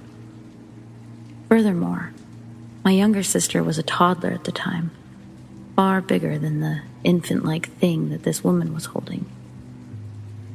She walked silently with her face directed down toward the infant, paying me no attention as she slowly made her way past my bedroom door. I knew it wasn't my mother, yet I felt absolutely calm, despite my usual night terror. It was as if I recognized instinctively that this woman, whoever she was not a threat to me. And so I laid still, waiting for her to return and pass by my room again. She couldn't walk more than 3 or 4 steps past my door in that direction. There was an old wooden dining table. It would seat about 8 to 12 people, blocking the way. She couldn't even walk around it either. She'd have to turn around. But no matter how long I waited, she never returned. In the end, I got tired of waiting, and I got out of bed to check it out. Nothing. There was no one in the living room, nor the kitchen. I even went to check on my parents, who were sound asleep. Puzzled, I headed back to bed and eventually fell asleep. I asked my parents at breakfast the following morning who the lady from last night was, as I'd never seen her before. Had they held a late-night get-together? But my parents had no clue what I was talking about, and I ended up just shrugging it off. I never saw her again, but my fear of the dark ended soon after, as if the encounter had somehow assured me. And more than 2 decades later, I still feel her presence in the house. My parents and sister have noticed it too, although they've never seen her. Sometimes we all joke about it, except my sister, who feels uncomfortable and creeped out about it. My childhood home isn't particularly old, but it had been owned a few times before my parents purchased it in their late 20s. We're not religious, and I don't know who or what she could be, but the house would feel oddly empty without her, and I like the small signs of her being there. I do wonder, however.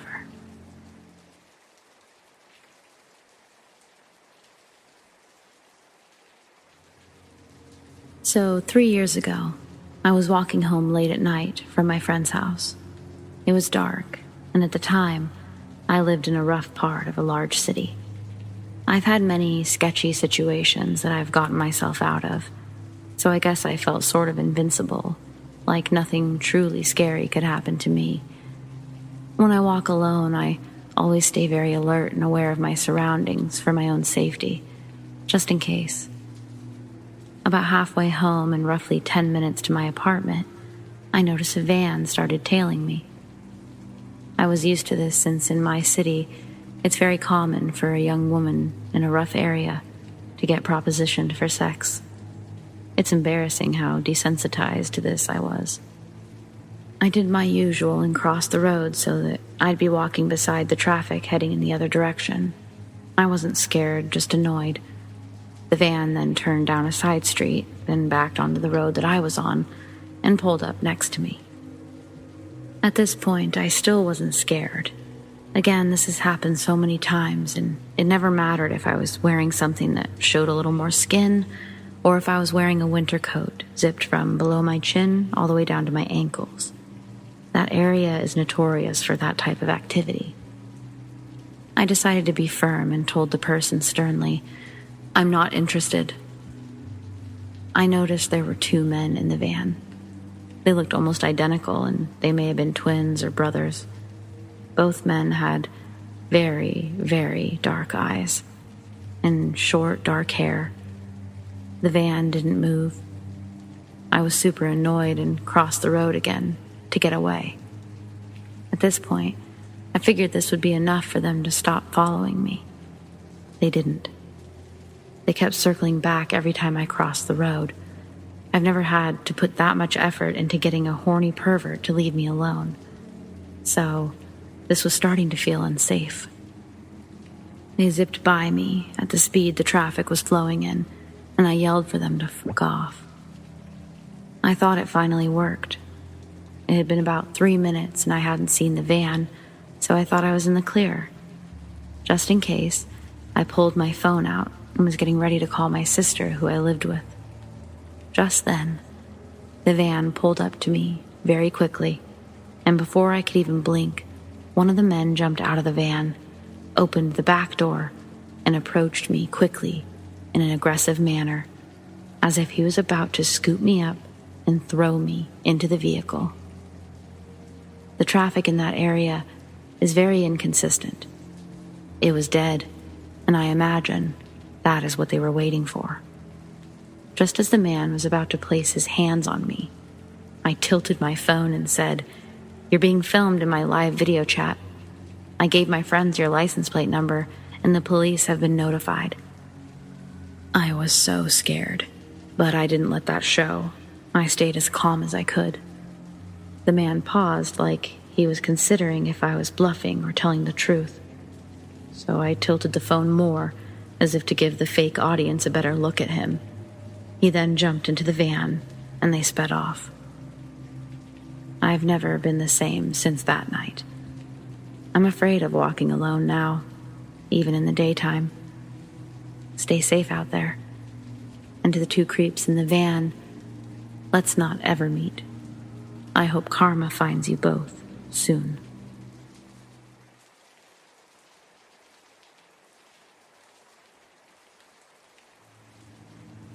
About 7 years ago, I was at my boat. It was an old wooden cabin cruiser that I kept at an old broken-down marina on the Chesapeake Bay. I slept on the boat in the main salon on a pull-out couch. I was lying on my back when in the middle of the night, I awoke to find myself with a giant black Labrador retriever straddling me, with legs on either side of me on the bed. He was just standing there, looking around like I wasn't there at all. I immediately thought I was dreaming. I said I was going to shut my eyes and open them, and it would be gone. I shut them and reopened them, and it was still there. It was not mean or aggressive, just huge. I shut them again and reopened them, and it was gone. Later that morning, A worker at the marina fell to his death off the top of a travel lift, which is a big crane that hauls boats in and out of the water. I had never heard anything about black dog apparitions in my life, and I thought that it was just a dream, but Googled black dog apparitions, and apparently they are often seen near water and can be an indicator of death. I was pretty blown away after that. The boat I'm currently sleeping on is also haunted. I know it's haunted because the ghost would always play tricks on me, turning on switches to things I knew I had turned off. The ghost's favorite thing was to turn on my fresh water pump after I left. It was a pull-out switch that was on the console, and it wasn't easy to pull out either. It got so bad that one weekend I had my friend watch me turn it off. I got back the following Friday, and it was back on, of course. I believe the ghost is the original owner, a friend of mine. The boat was his pride and joy.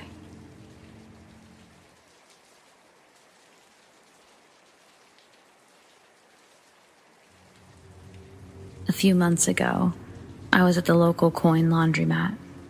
The laundromat is pretty small, closer to the edge of the beach town that I live in. The town is pretty well known for drifters and people experiencing homelessness. Most people are friendly, and though there's a lot of drug use, I've never really felt scared. I went late because I had been studying that day. It was around 10 p.m. Everything was fine until I went to move my laundry to the dryer. I was listening to music on my headphones, but not super loudly. Suddenly, I got the feeling that someone was watching me. I can't really explain it, I just felt the presence. I turned around, and there was a man standing just a few feet away from me. He was a guy with pink hair who was wearing a full face mask, like a ski mask, a hoodie, gloves, and sunglasses, even though it was dark out. The gloves and sunglasses immediately made me feel uncomfortable. I thought maybe he was a drifter or high, but I didn't want to be rude. I tried to laugh it off and told him he surprised me. He immediately started talking. A lot of it was disjointed, and it just didn't make any sense. He was talking about coming up from Brazil to bring my brother money to get a classic car. Again, none of it really made much sense, but he would ask me questions and wait for me to respond, so I tried to just play along.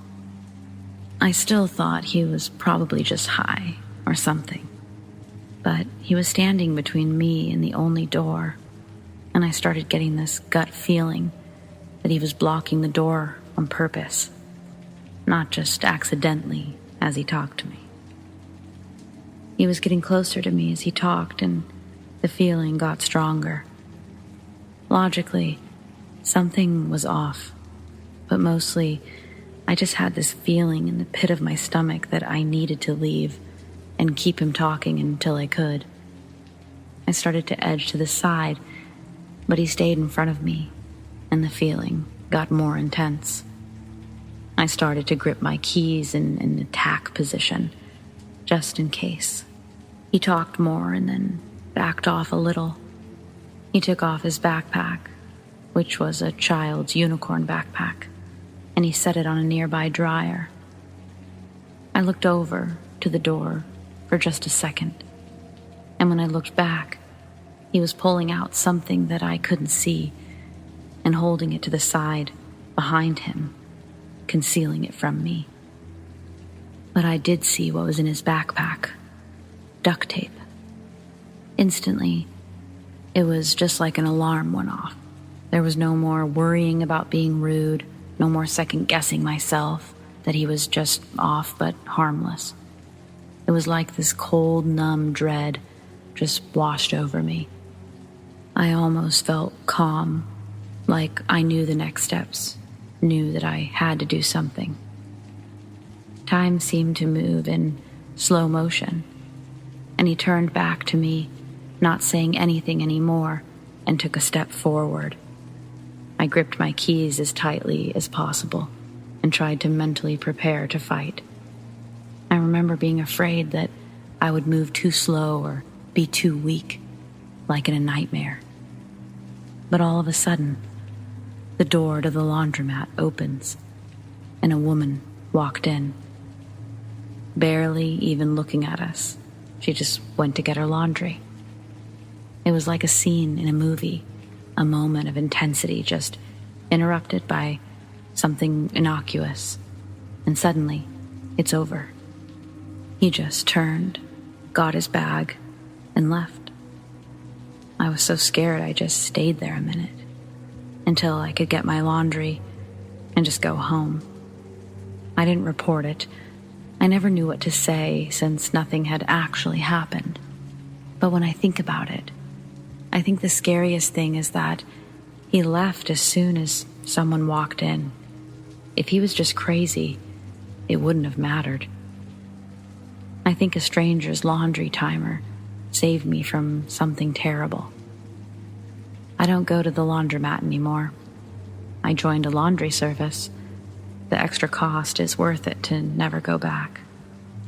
So to the man with the pink hair and the unicorn backpack, let's not meet again.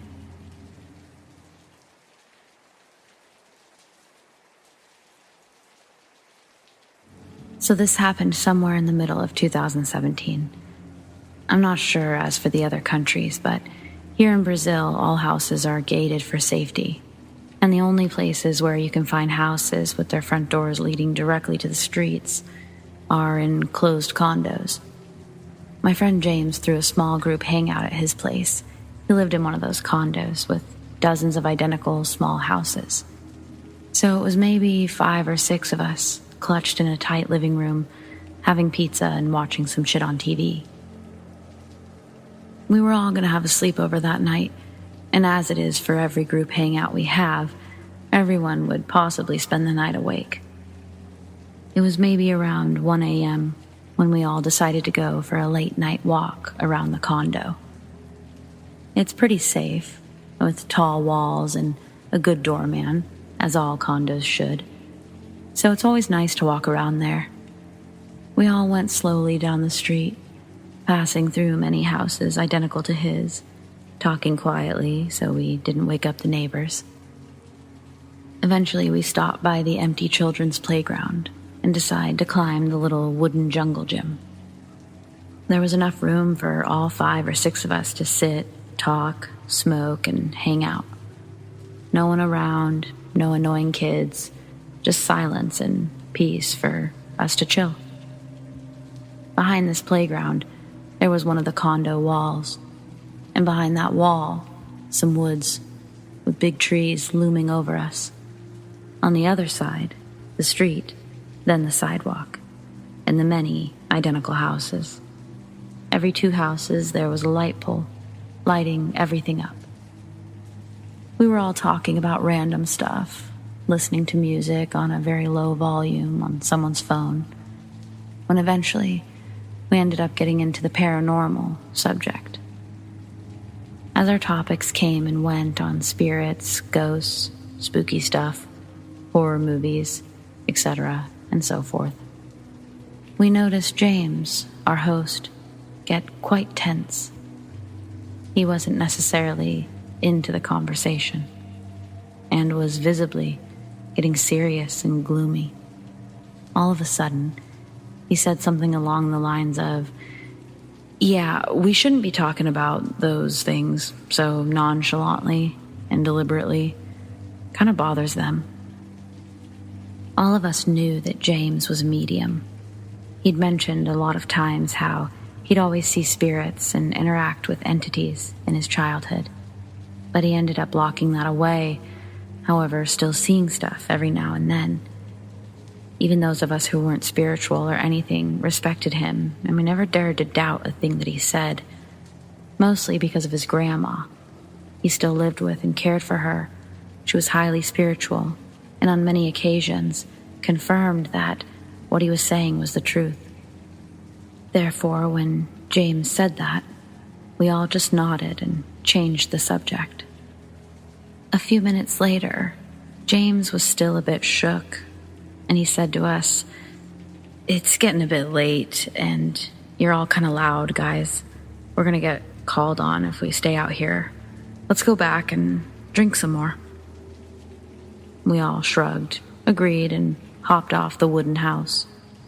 Then, when we were all going up the street, James looked back apprehensively and said, "So, as I said, please avoid talking about that stuff that way, out of nowhere."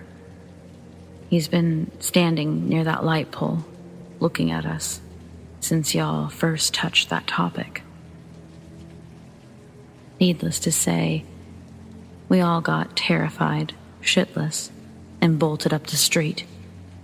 Later on, we tried to talk him into elaborating further upon what had happened. He clarified that the male entity meant no harm and was purely looking at us as if curious. I remember questioning James why he saw it if he had blocked it out of his mind.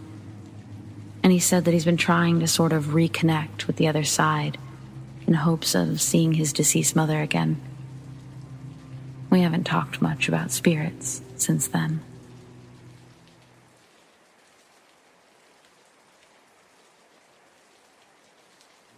It was 2005-ish.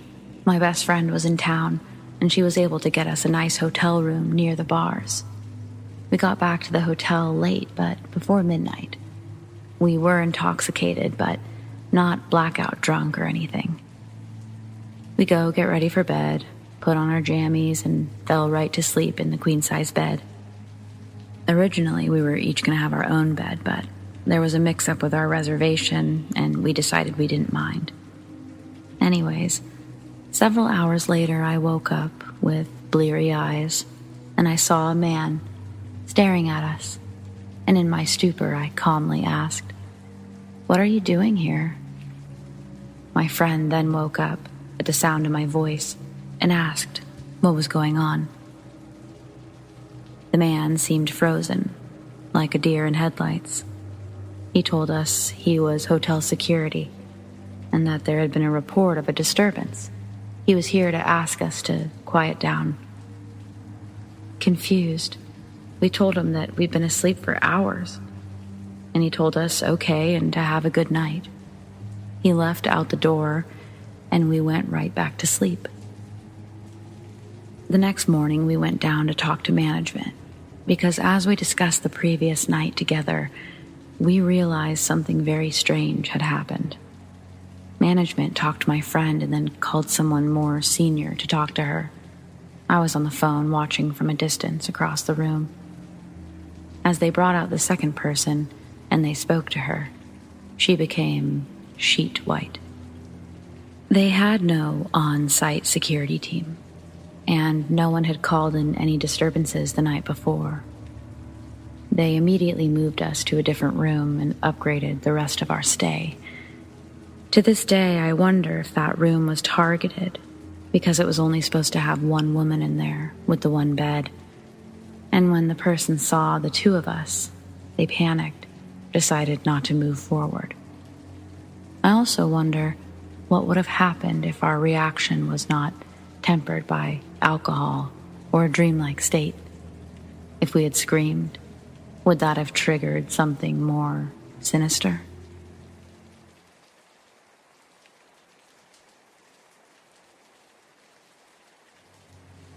I'm 25 years old now, and this encounter, or prolonged experience rather, started when my family and I moved into an old house that my parents renovated. I was 8 at the time. The house in itself was fine.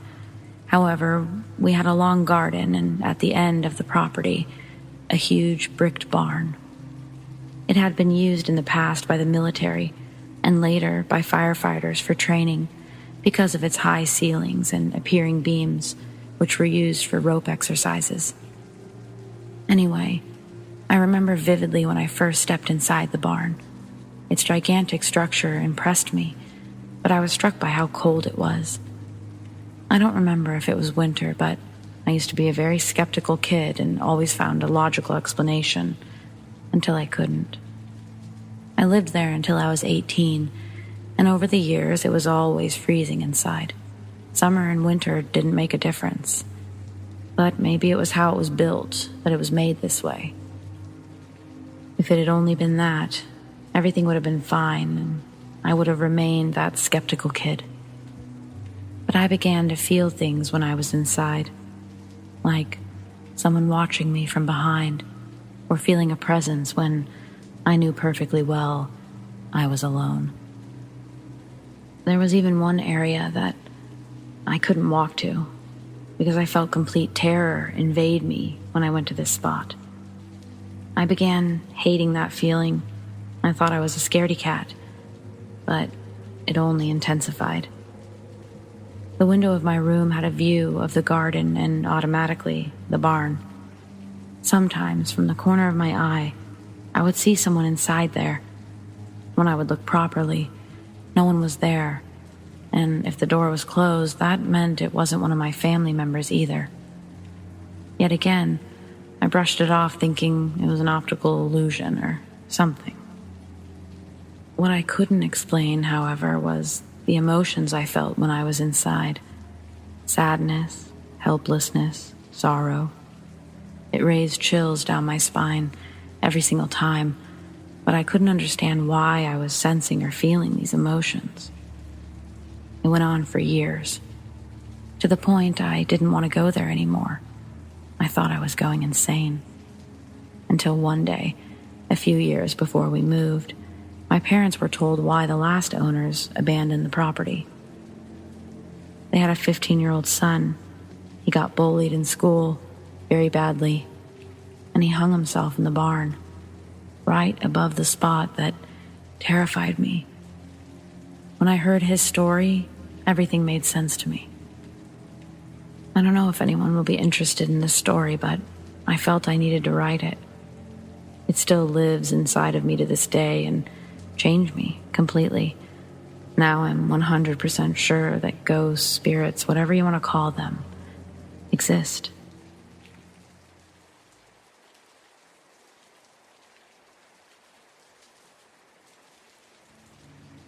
Wrangler was a special cat. I know everyone says that, but he didn't belong to us. Our neighbor had a cat named Wrangler.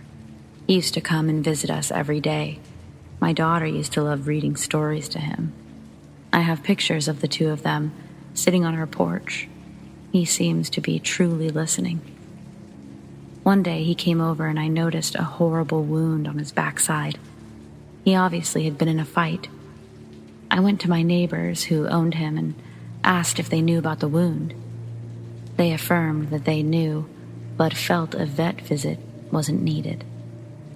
He's an outdoor cat. Shit happens. I was stunned. I asked for permission to take him myself, and they said, "It's your money." He went on major medications, and I had to clean and pack his wound daily. He was incredible through the whole process. In doing blood work, it was discovered he had feline AIDS. I was devastated. This meant his recovery would have to take place in our garage, away from my other cat that was inside my home. Our neighbors stopped caring for him completely, so after he fully recovered, he became our kitty. It killed me that I had to keep him indoors, but I just knew the dangers that awaited him. My daughter insisted that instead we get him a collar and a tag. It also had a bell. He seemed happy to be ours. We could always hear his collar bell ring each time he came to be fed. AIDS was horrible. He could never seem to get enough to eat. One morning, we did not hear his bell. My daughter called for him. Once in a while, he would behave this way. He was a cat after all. My daughter asked if she could go look for him. I agreed and continued to make breakfast. Suddenly, I heard my daughter screaming. She ran into our home, clutching me, sobbing. I asked, "What's wrong, honey? What's wrong?" Through sobs, she said it was Wrangler. A coyote had got to him, and he was, what was left of him, on our neighbor's lawn. I grabbed a blanket and I went to him. Almost all of him was there, albeit in pieces. Obviously, the coyotes could tell that he was ill. I scooped him up, and we buried him under his favorite tree in our yard. For weeks after, we would hear his bell ring outside the door, and we would always check. But there was never anything there. We knew it was him, our wrangler, letting us know he was okay.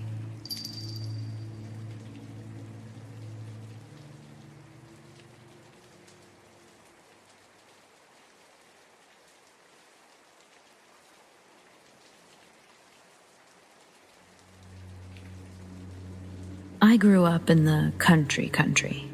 We had lots of strange, bizarre things happen to us during that time. Aliens, paranormal, etc. I lived in a house surrounded by fields and forests, no cable or internet.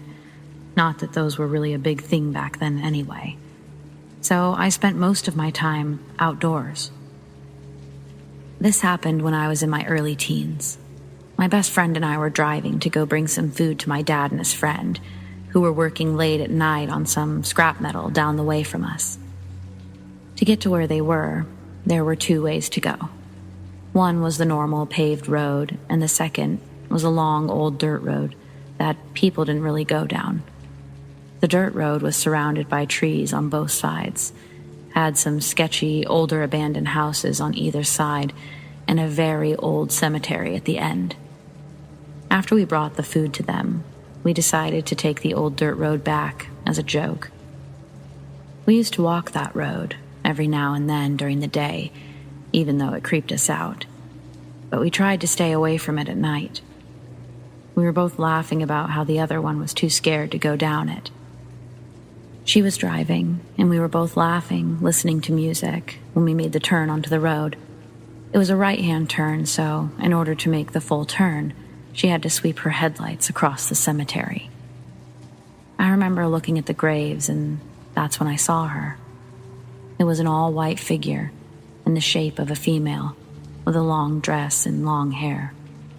She was standing between the cemetery and the forest. I stared at her for what I felt was 5 to 10 seconds before she vanished, and then I continued to stare at that spot for a good 10 seconds longer. Once I kind of came out of it, I realized that the car was stopped. I have no idea for how long. My friend and I were both very quiet, and we both kind of looked at each other like, what the hell? Neither one of us really said anything for a while, but I finally asked her if she had seen something, and she said she did. Not wanting to say what I saw first, I asked her what she saw, and she described the figure exactly as I had above. Interestingly, none of us were afraid. I remember when I saw her, everything kind of went into slow motion. Even when there was music going on in the car, it was quiet. And I definitely don't remember the car slowing down and stopping. I remember being in awe and thinking she radiated beauty, and she still crosses my mind to this day. I've been back there many times during the night and day, and I haven't seen anything like it since. Anyways, thanks for reading if you're still with me. It's nice to be able to share these stories in a serious way without people looking at you like you've lost your mind.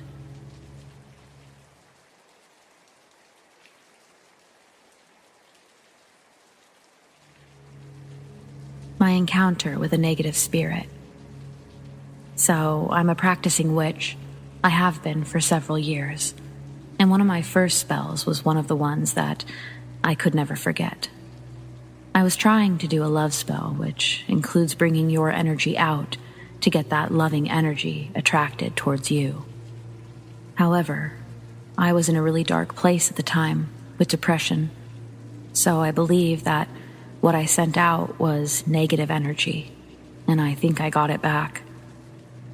That night after I did the spell, something felt different in my room. It felt heavier in the air. I was on my computer in bed, and all of a sudden, I felt burning going up my arm. When I looked, it was a fresh scratch, but I checked everywhere on my bed on how it could have happened, even though my arm was perfectly still in front of me. None of my animals were in the room or had gone near me that day. I couldn't find anything sharp around that could have done it, so I was freaked out. Later that night, my dog and cat came into the room and sat on the end of my bed. And then all of a sudden, they were staring at my doorway, growling and hissing, which they never do. So I was a bit confused, and then they both ran out of the room. They weren't fighting or anything. It was like something scared them off. I was weirded out. When I fell asleep, I had a horrible nightmare of dead bodies in a room with a scary-looking plague doctor standing in the middle of them. And I could hear whispers around me going on about a murderous plague doctor, which I guessed was the one I was seeing. I could also smell rotting flesh and, weirdly, lavender. When I woke up, there were loads of flies all over me, which has never happened before. I screamed and flicked them all away. I was trying to smell my room and my house to see if anything was rotting, and that's why I had flies all over me and why I could smell rotting flesh in my dreams. But I couldn't smell anything. I even had a shower to make sure it wasn't me. The heaviness in my room was still strong, almost like something was watching me. I was freaked out and my animals were still acting up, staring at my door, hissing and barking, and I just felt drained. And for several nights, I had the same nightmare and woke up with flies all over me. I checked and checked again to see if anything was causing the flies to appear, and I washed myself more and more, but I couldn't find anything, and they kept coming back. This happened for 5 days in a row. I had enough at this point, and I was convinced it was some sort of negative spirit. That day, I cleansed my room and my house the best that I could with my practice and did everything the best I could. When I was starting the cleansing, more scratches ended up on my leg. I felt like it definitely didn't want to go. When I completed my ritual and cleansing for banishing, everything felt calmer and lighter. My animals stopped acting strange. No more scratches, no more flies, no more of the feeling that I was being watched, and definitely no more nightmares. I didn't feel drained. I was curious about plague doctors after that, and found out that they used flowers, such as lavender, in their beaks to mask the smell of the plague, and my jaw dropped. Only some of my close family and my boyfriend knows about this, as it's very personal and very real to me, but I thought I'd share it now, after all this time.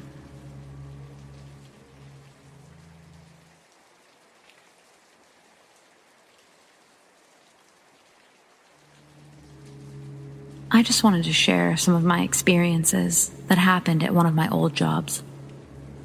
This happened to be a dialysis clinic where I was a nurse. If you don't know what a dialysis clinic is, it's where people with kidney failure go for their treatments 3 times a week. I typically worked from 4:30 a.m. to 7 p.m. I would usually take my first break around 6 a.m. No one else would be in that part of our unit until 7:30. I would take a nap in the storage room where we had our old dialysis chair. From that spot, a lot of the staff would experience nightmares or sleep paralysis. For me, I often would feel ice-cold chills next to me, despite being wrapped in blankets. I've heard whispering when no one else was around. One time I woke up from a nap to find that my shoes had been kicked off and stuffed with paper towels. On the treatment floor, we would notice that from particular stations, some equipment, such as blood pressure cuffs, would start swinging at random times. We also had times where, before the patients arrived, the call lights would be activated. Our call lights had a physical button that had to be pressed down with some force. So the call lights would be activated to an empty station. We would turn it off, and another call light would be activated on the opposite corner of the room. The craziest thing that happened to me was when I was closing up the clinic by myself. I had stayed a little bit late to catch up on some paperwork, and all of the other staff and patients had left the building already. At times, the clinic went dead silent. All the ambient noise from buzzing lights to the noise from outside went out, as if a mute button had been pressed. I didn't think much of it since I wanted to get my work done and go home. Afterwards, I headed toward the back of the unit, near the storage room where we would take our naps, to turn off our water system for the night. As I was heading out, I instinctively kept looking back over my shoulder. I picked up my pace because it felt like something was chasing me out. As I reached the end of the hallway, I felt a whoosh of energy go through me, and the banners along the sides of the wall started shaking. At that point, I left the clinic without clocking out and got into my car as fast as possible. I figure that there's a lot of spiritual energy in places like these, since the patients spend so much time here. They often are feeling negative emotions while dealing with their illness before eventually passing. That's about it for this story. I appreciate anyone who takes the time reading it.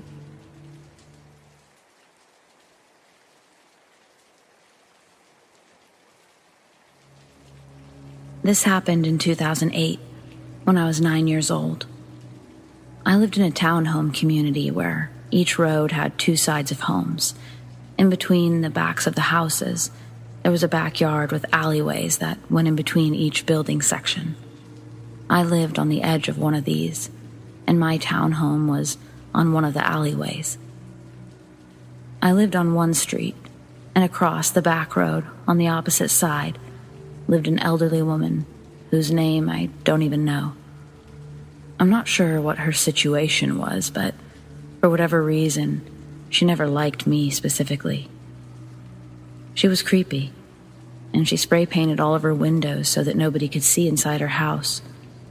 However, that never stopped her from sometimes staring out her window directly at mine and keeping it open at night to shine a red strobe light into my room across the way. She used to yell how she hated us. I was in the 4th grade, and on a particular January morning, I had unfortunately missed the bus.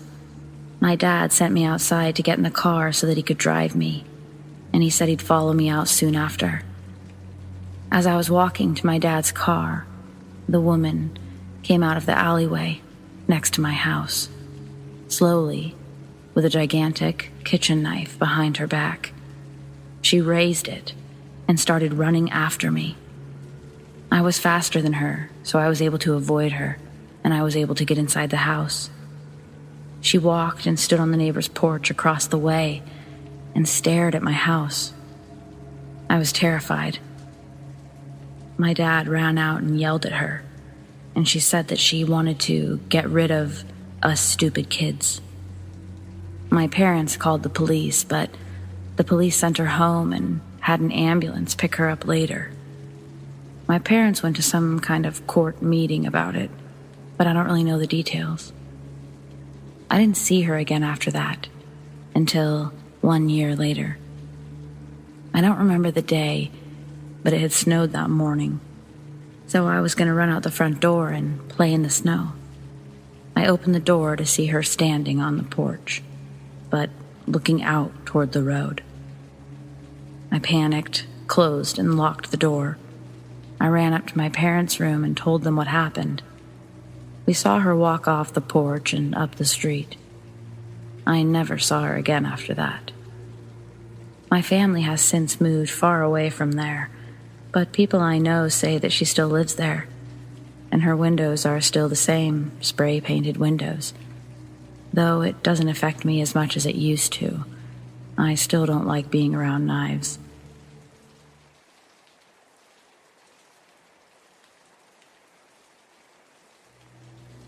I used to clean offices back when I was a student going to university. It was a great job for students because they didn't care when you showed up as long as you got the job done between the closed hours of 6 p.m. and 6 a.m. This one law office I cleaned every Thursday was pretty cool by design, but always spooked me out. The building was about 6 stories high, and the law firm being on the top had a beautiful view. It was a heritage building located in what was the city's original town square. I was told that it was where the town hangings had once occurred, and that the particular building I worked in was at one time a brothel.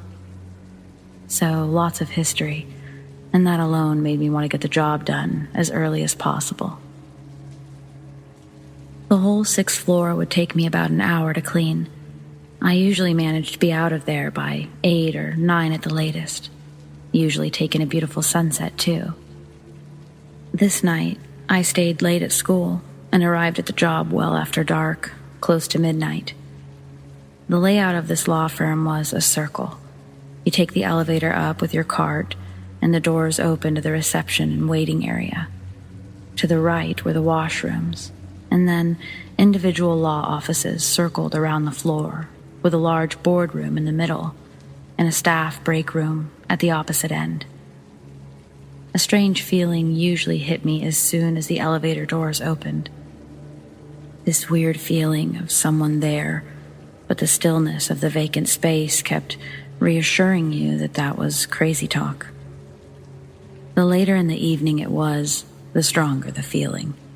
I was not looking forward to this next hour. On this night, the doors opened, and I could hear people talking and laughing. It sounded like ladies were working late and chatting it up in the break room. I remember smiling with relief because I was feeling pretty scared to be there alone so late. I walked around the right side calling out hello to let them know I was there and not surprise them.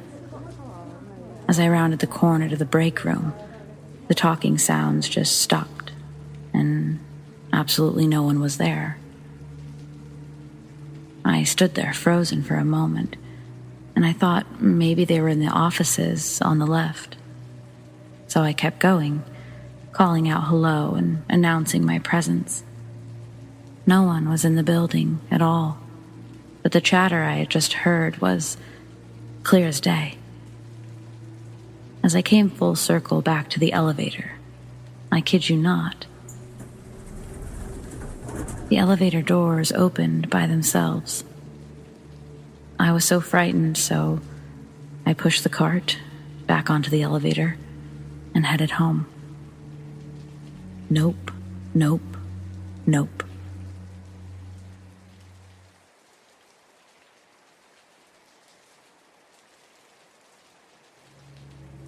I work at a haunted house, and it turns out it's actually haunted. I work at a haunted house in Utah. I'm a makeup artist, and it's called Haunted Hollow. I've worked there for 7 years now. Haunted Hollow is all outdoors in a forest that runs along a river. The costume and makeup room is indoors, upstairs in one of the only buildings on the property. I was upstairs in the makeup room, cleaning up after getting all the cast ready and sending them out. I was alone in this room, and I suddenly felt my butt cheek burn, like burn. It was a whole 30 degrees, so the sudden burning had me kind of freaked out. I had not touched anything because I was standing in the middle of the room. A few moments had gone by, and my girlfriend came into the room, and I asked her to look at it, thinking I'd been bitten by a spider or something. My girlfriend said that I had a burn on my butt cheek, running down the back of my leg. It even had welts. That same night, my little sister, who's an actor at the haunt, came home with 3 scratches on her arm, and they stayed on her arm for a week before fading.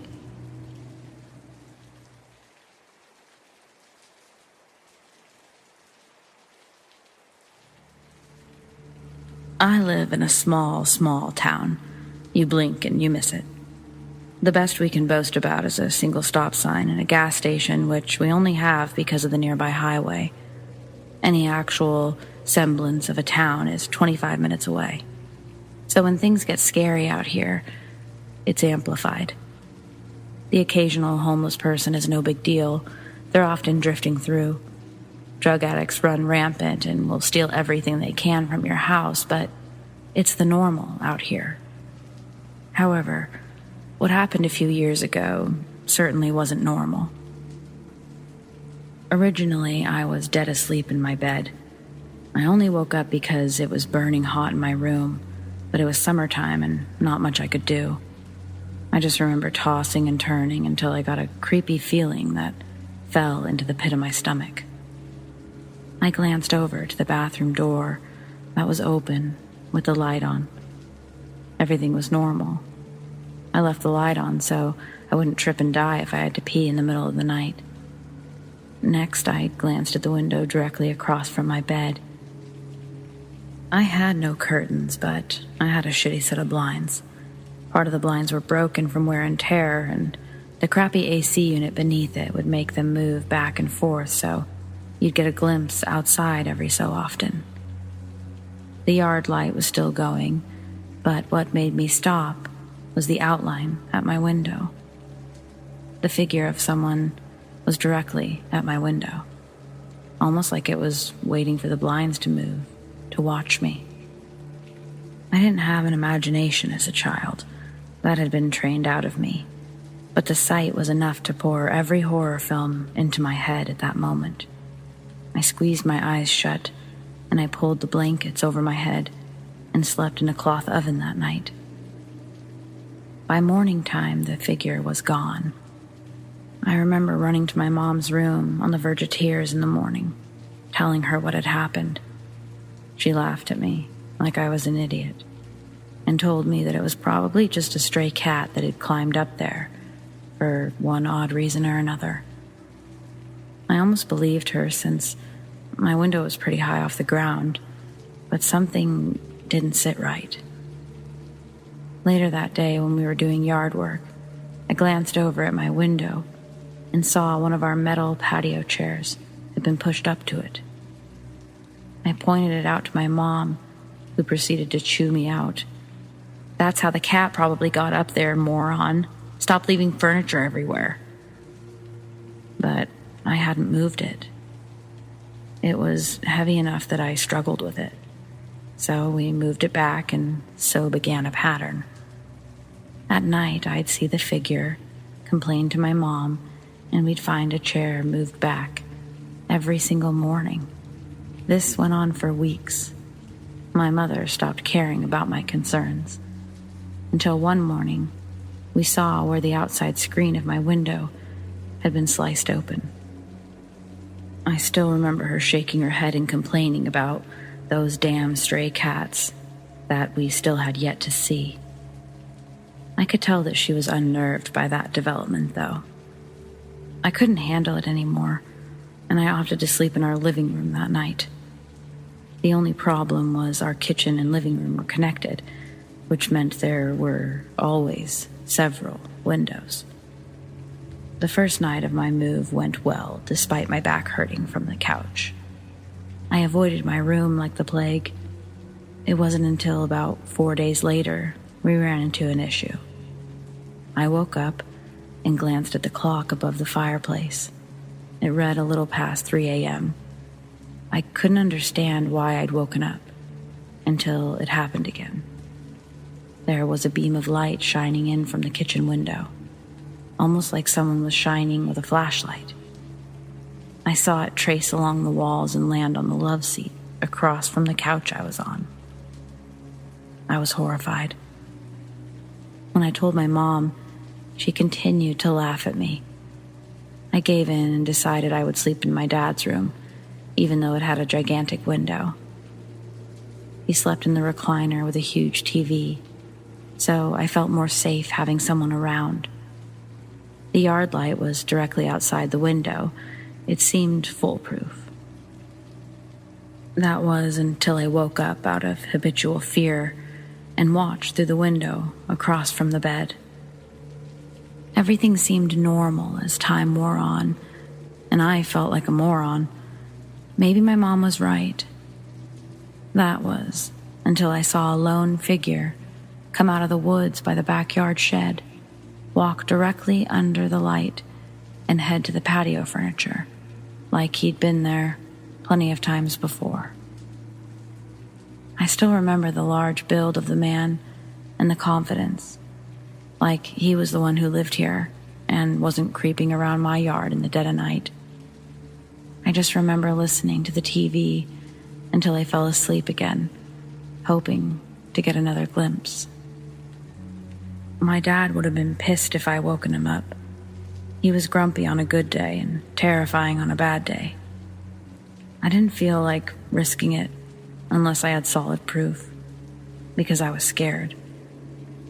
The next morning, my mom chewed me out again for the patio furniture, which was routine almost a month later. But this time, something new happened. She demanded I stop playing in the toolboxes of the garage. A bunch of tools had been taken out and left on our doorstep. Screwdrivers, a large hammer, flashlights, etc. It wasn't me. I begged with my mom and pleaded with her, just stay up with me, one night. We couldn't close our garage because it was an open carport, and I wasn't going to get my ass beaten for touching tools because of someone else. It was driving me mad. Finally, she agreed. That night, we would stay awake in the living room. I finally fell asleep before my mom did, but I remember her waking me up in a panic. She pointed to the window that overlooked the garage. We could see the top of someone's head as they walked back and forth. There was the sound of someone placing metal tools down on brick steps, as if they were trying to be quiet but couldn't fully muffle it. She whispered for me to go wake my dad. My dad was angry, having been woken up in the middle of the night by his frantic daughter. He grabbed his pistol and headed out from the back door, towards the front of the house where the garage was located. We heard my dad screaming and someone dropping tools, then the shot of a gun, twice. The frantic footsteps pounding out of the garage felt like they were coming from my chest. My mom peeked out the window and then opened the door. My dad stumbled in.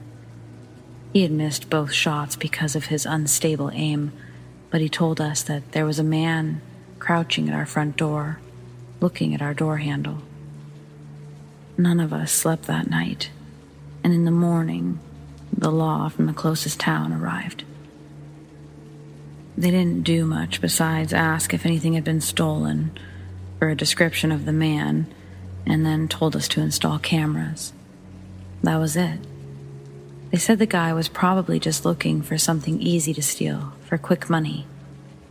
If that had been the case, why hadn't he stolen the tools, the generator, the welder, or broken into any of the vehicles just sitting in the garage? We finally set up hunting trail cameras around the house, but nothing's happened since. Coming home from college for the holidays, I still have nightmares about the incident years later when I sleep in my own bed. I don't know what he was looking for or why he did the things he did. Whatever the case may be, man at the window, let's not meet.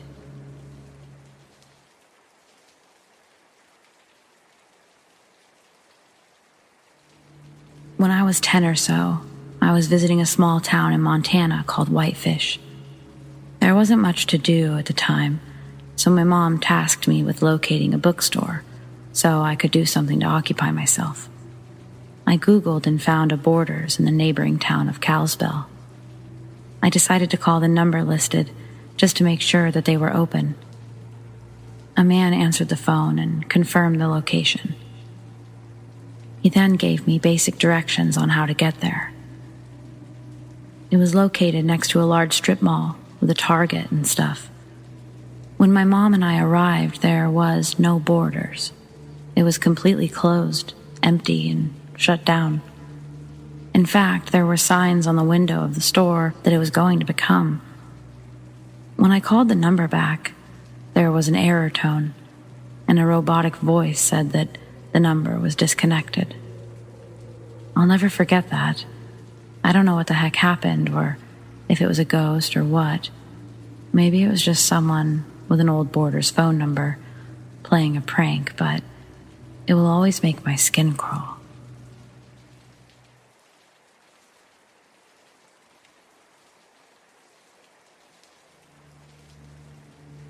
This was 2002. I was 13 at the time, and several members of my family were staying at the Four Seasons in Santa Barbara for a family reunion. Beautiful hotel. Most in the area are, but I was extra excited this year because normally we stay at the Super 8. Very different vibe. My little cousins were staying at the hotel, and me being the oldest cousin, I was in charge of keeping them entertained for a good part of the day. No complaints here. Between the pools, entertainment rooms, and just about everything else, I was exploring like a little kid too. At one point, my aunt came down to the pool and asked to relieve me of my duties, so I decided that I'd head back to my parents' room, order some room service, and take a nap. On my way back to the room, I couldn't help but notice that it was so quiet in the hotel. The large open lobby was empty, and I've never seen it that way. And the lighting seemed dimmer, hazier, if that's a word. It seemed like there was a layer of haze. It didn't feel like steam or smoke, though. I felt nothing, just an observable haze. I found myself walking around the lobby, peering at the front desk every once in a while, noting for the first time since we'd been there that nobody was present. I then paused in place. I swear I could hear something. Something fun was happening somewhere, far away. I saw a staircase off to the side, leading downstairs. As far as I knew, all the rooms and activities were upstairs, and none of them were like a party room. So I couldn't help but wonder what was down there. Without much thought, I just started walking in the direction that I heard the sound. As I got closer, I could hear the sounds of a party, celebration of sorts. Glasses clinking, laughter mixed with the hum of talking voices. Music was being played, and it sounded like a big band style music, or something old. So I kept following, only slightly wary of ascending down into the unknown. As I kept walking, I realized something. The music, the sounds, they weren't actually getting louder or quieter. As I ventured down the stairs, it just stayed the same volume, maintained the sound of a party behind some large closed doors or something. I reached the bottom of the stairs and looked for a light switch. The switch was one of those that had a slit in it. It looked like a switch except for the actual switch. Basically, you needed a key or something to turn the lights on. I could still hear the party, but I wondered what anyone could be doing down here in the dark. It wasn't pitch black where I was standing, but I wasn't willing to walk into the darkness alone. Besides, it was clear that there wasn't an actual party in there. Before heading back to the stairs, I stood and just listened. A distant party. Oh well. I started back up the stairs, and before reaching the top, I was greeted, or startled rather, by a man in business attire. He looked just as surprised to see me there. He asked me if I was turned around and if he could help. Without hesitating, I asked him what that sound was. We were silent. But this time, no music, no party. He looked at me. I looked at him, and I said, I swear I heard music and like a party. Before I could even finish my thought, he did. Yes, exactly, I said. No parties down here, not for a long time anyway. This used to be the ballroom. Now it's just home to my dusty office. Sorry, not that exciting. Okay.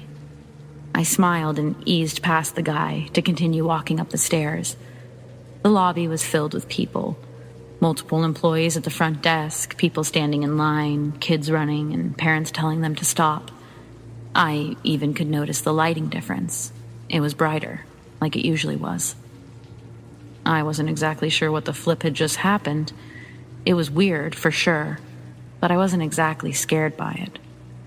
However, when I got back to my parents' room, they seemed upset, asking me where I had been. I was confused and told them that I was just getting back from the pool, that my Aunt Erin had excused me. But what my mom said next gave me chills. Major chills. Yeah, that was over an hour ago. I had a heck of a time trying to explain my experience to my parents. Naturally, they didn't buy it and told me that I shouldn't be wandering around the hotel alone, and I shouldn't be talking with strange men in the hallways. They didn't get it. But that's okay, I suppose, because neither did I. I was scared by the time loss, but I leveled with myself that since I didn't walk away from the experience injured or terrified, maybe I'd just experienced something really cool, like a once-in-a-lifetime kind of thing.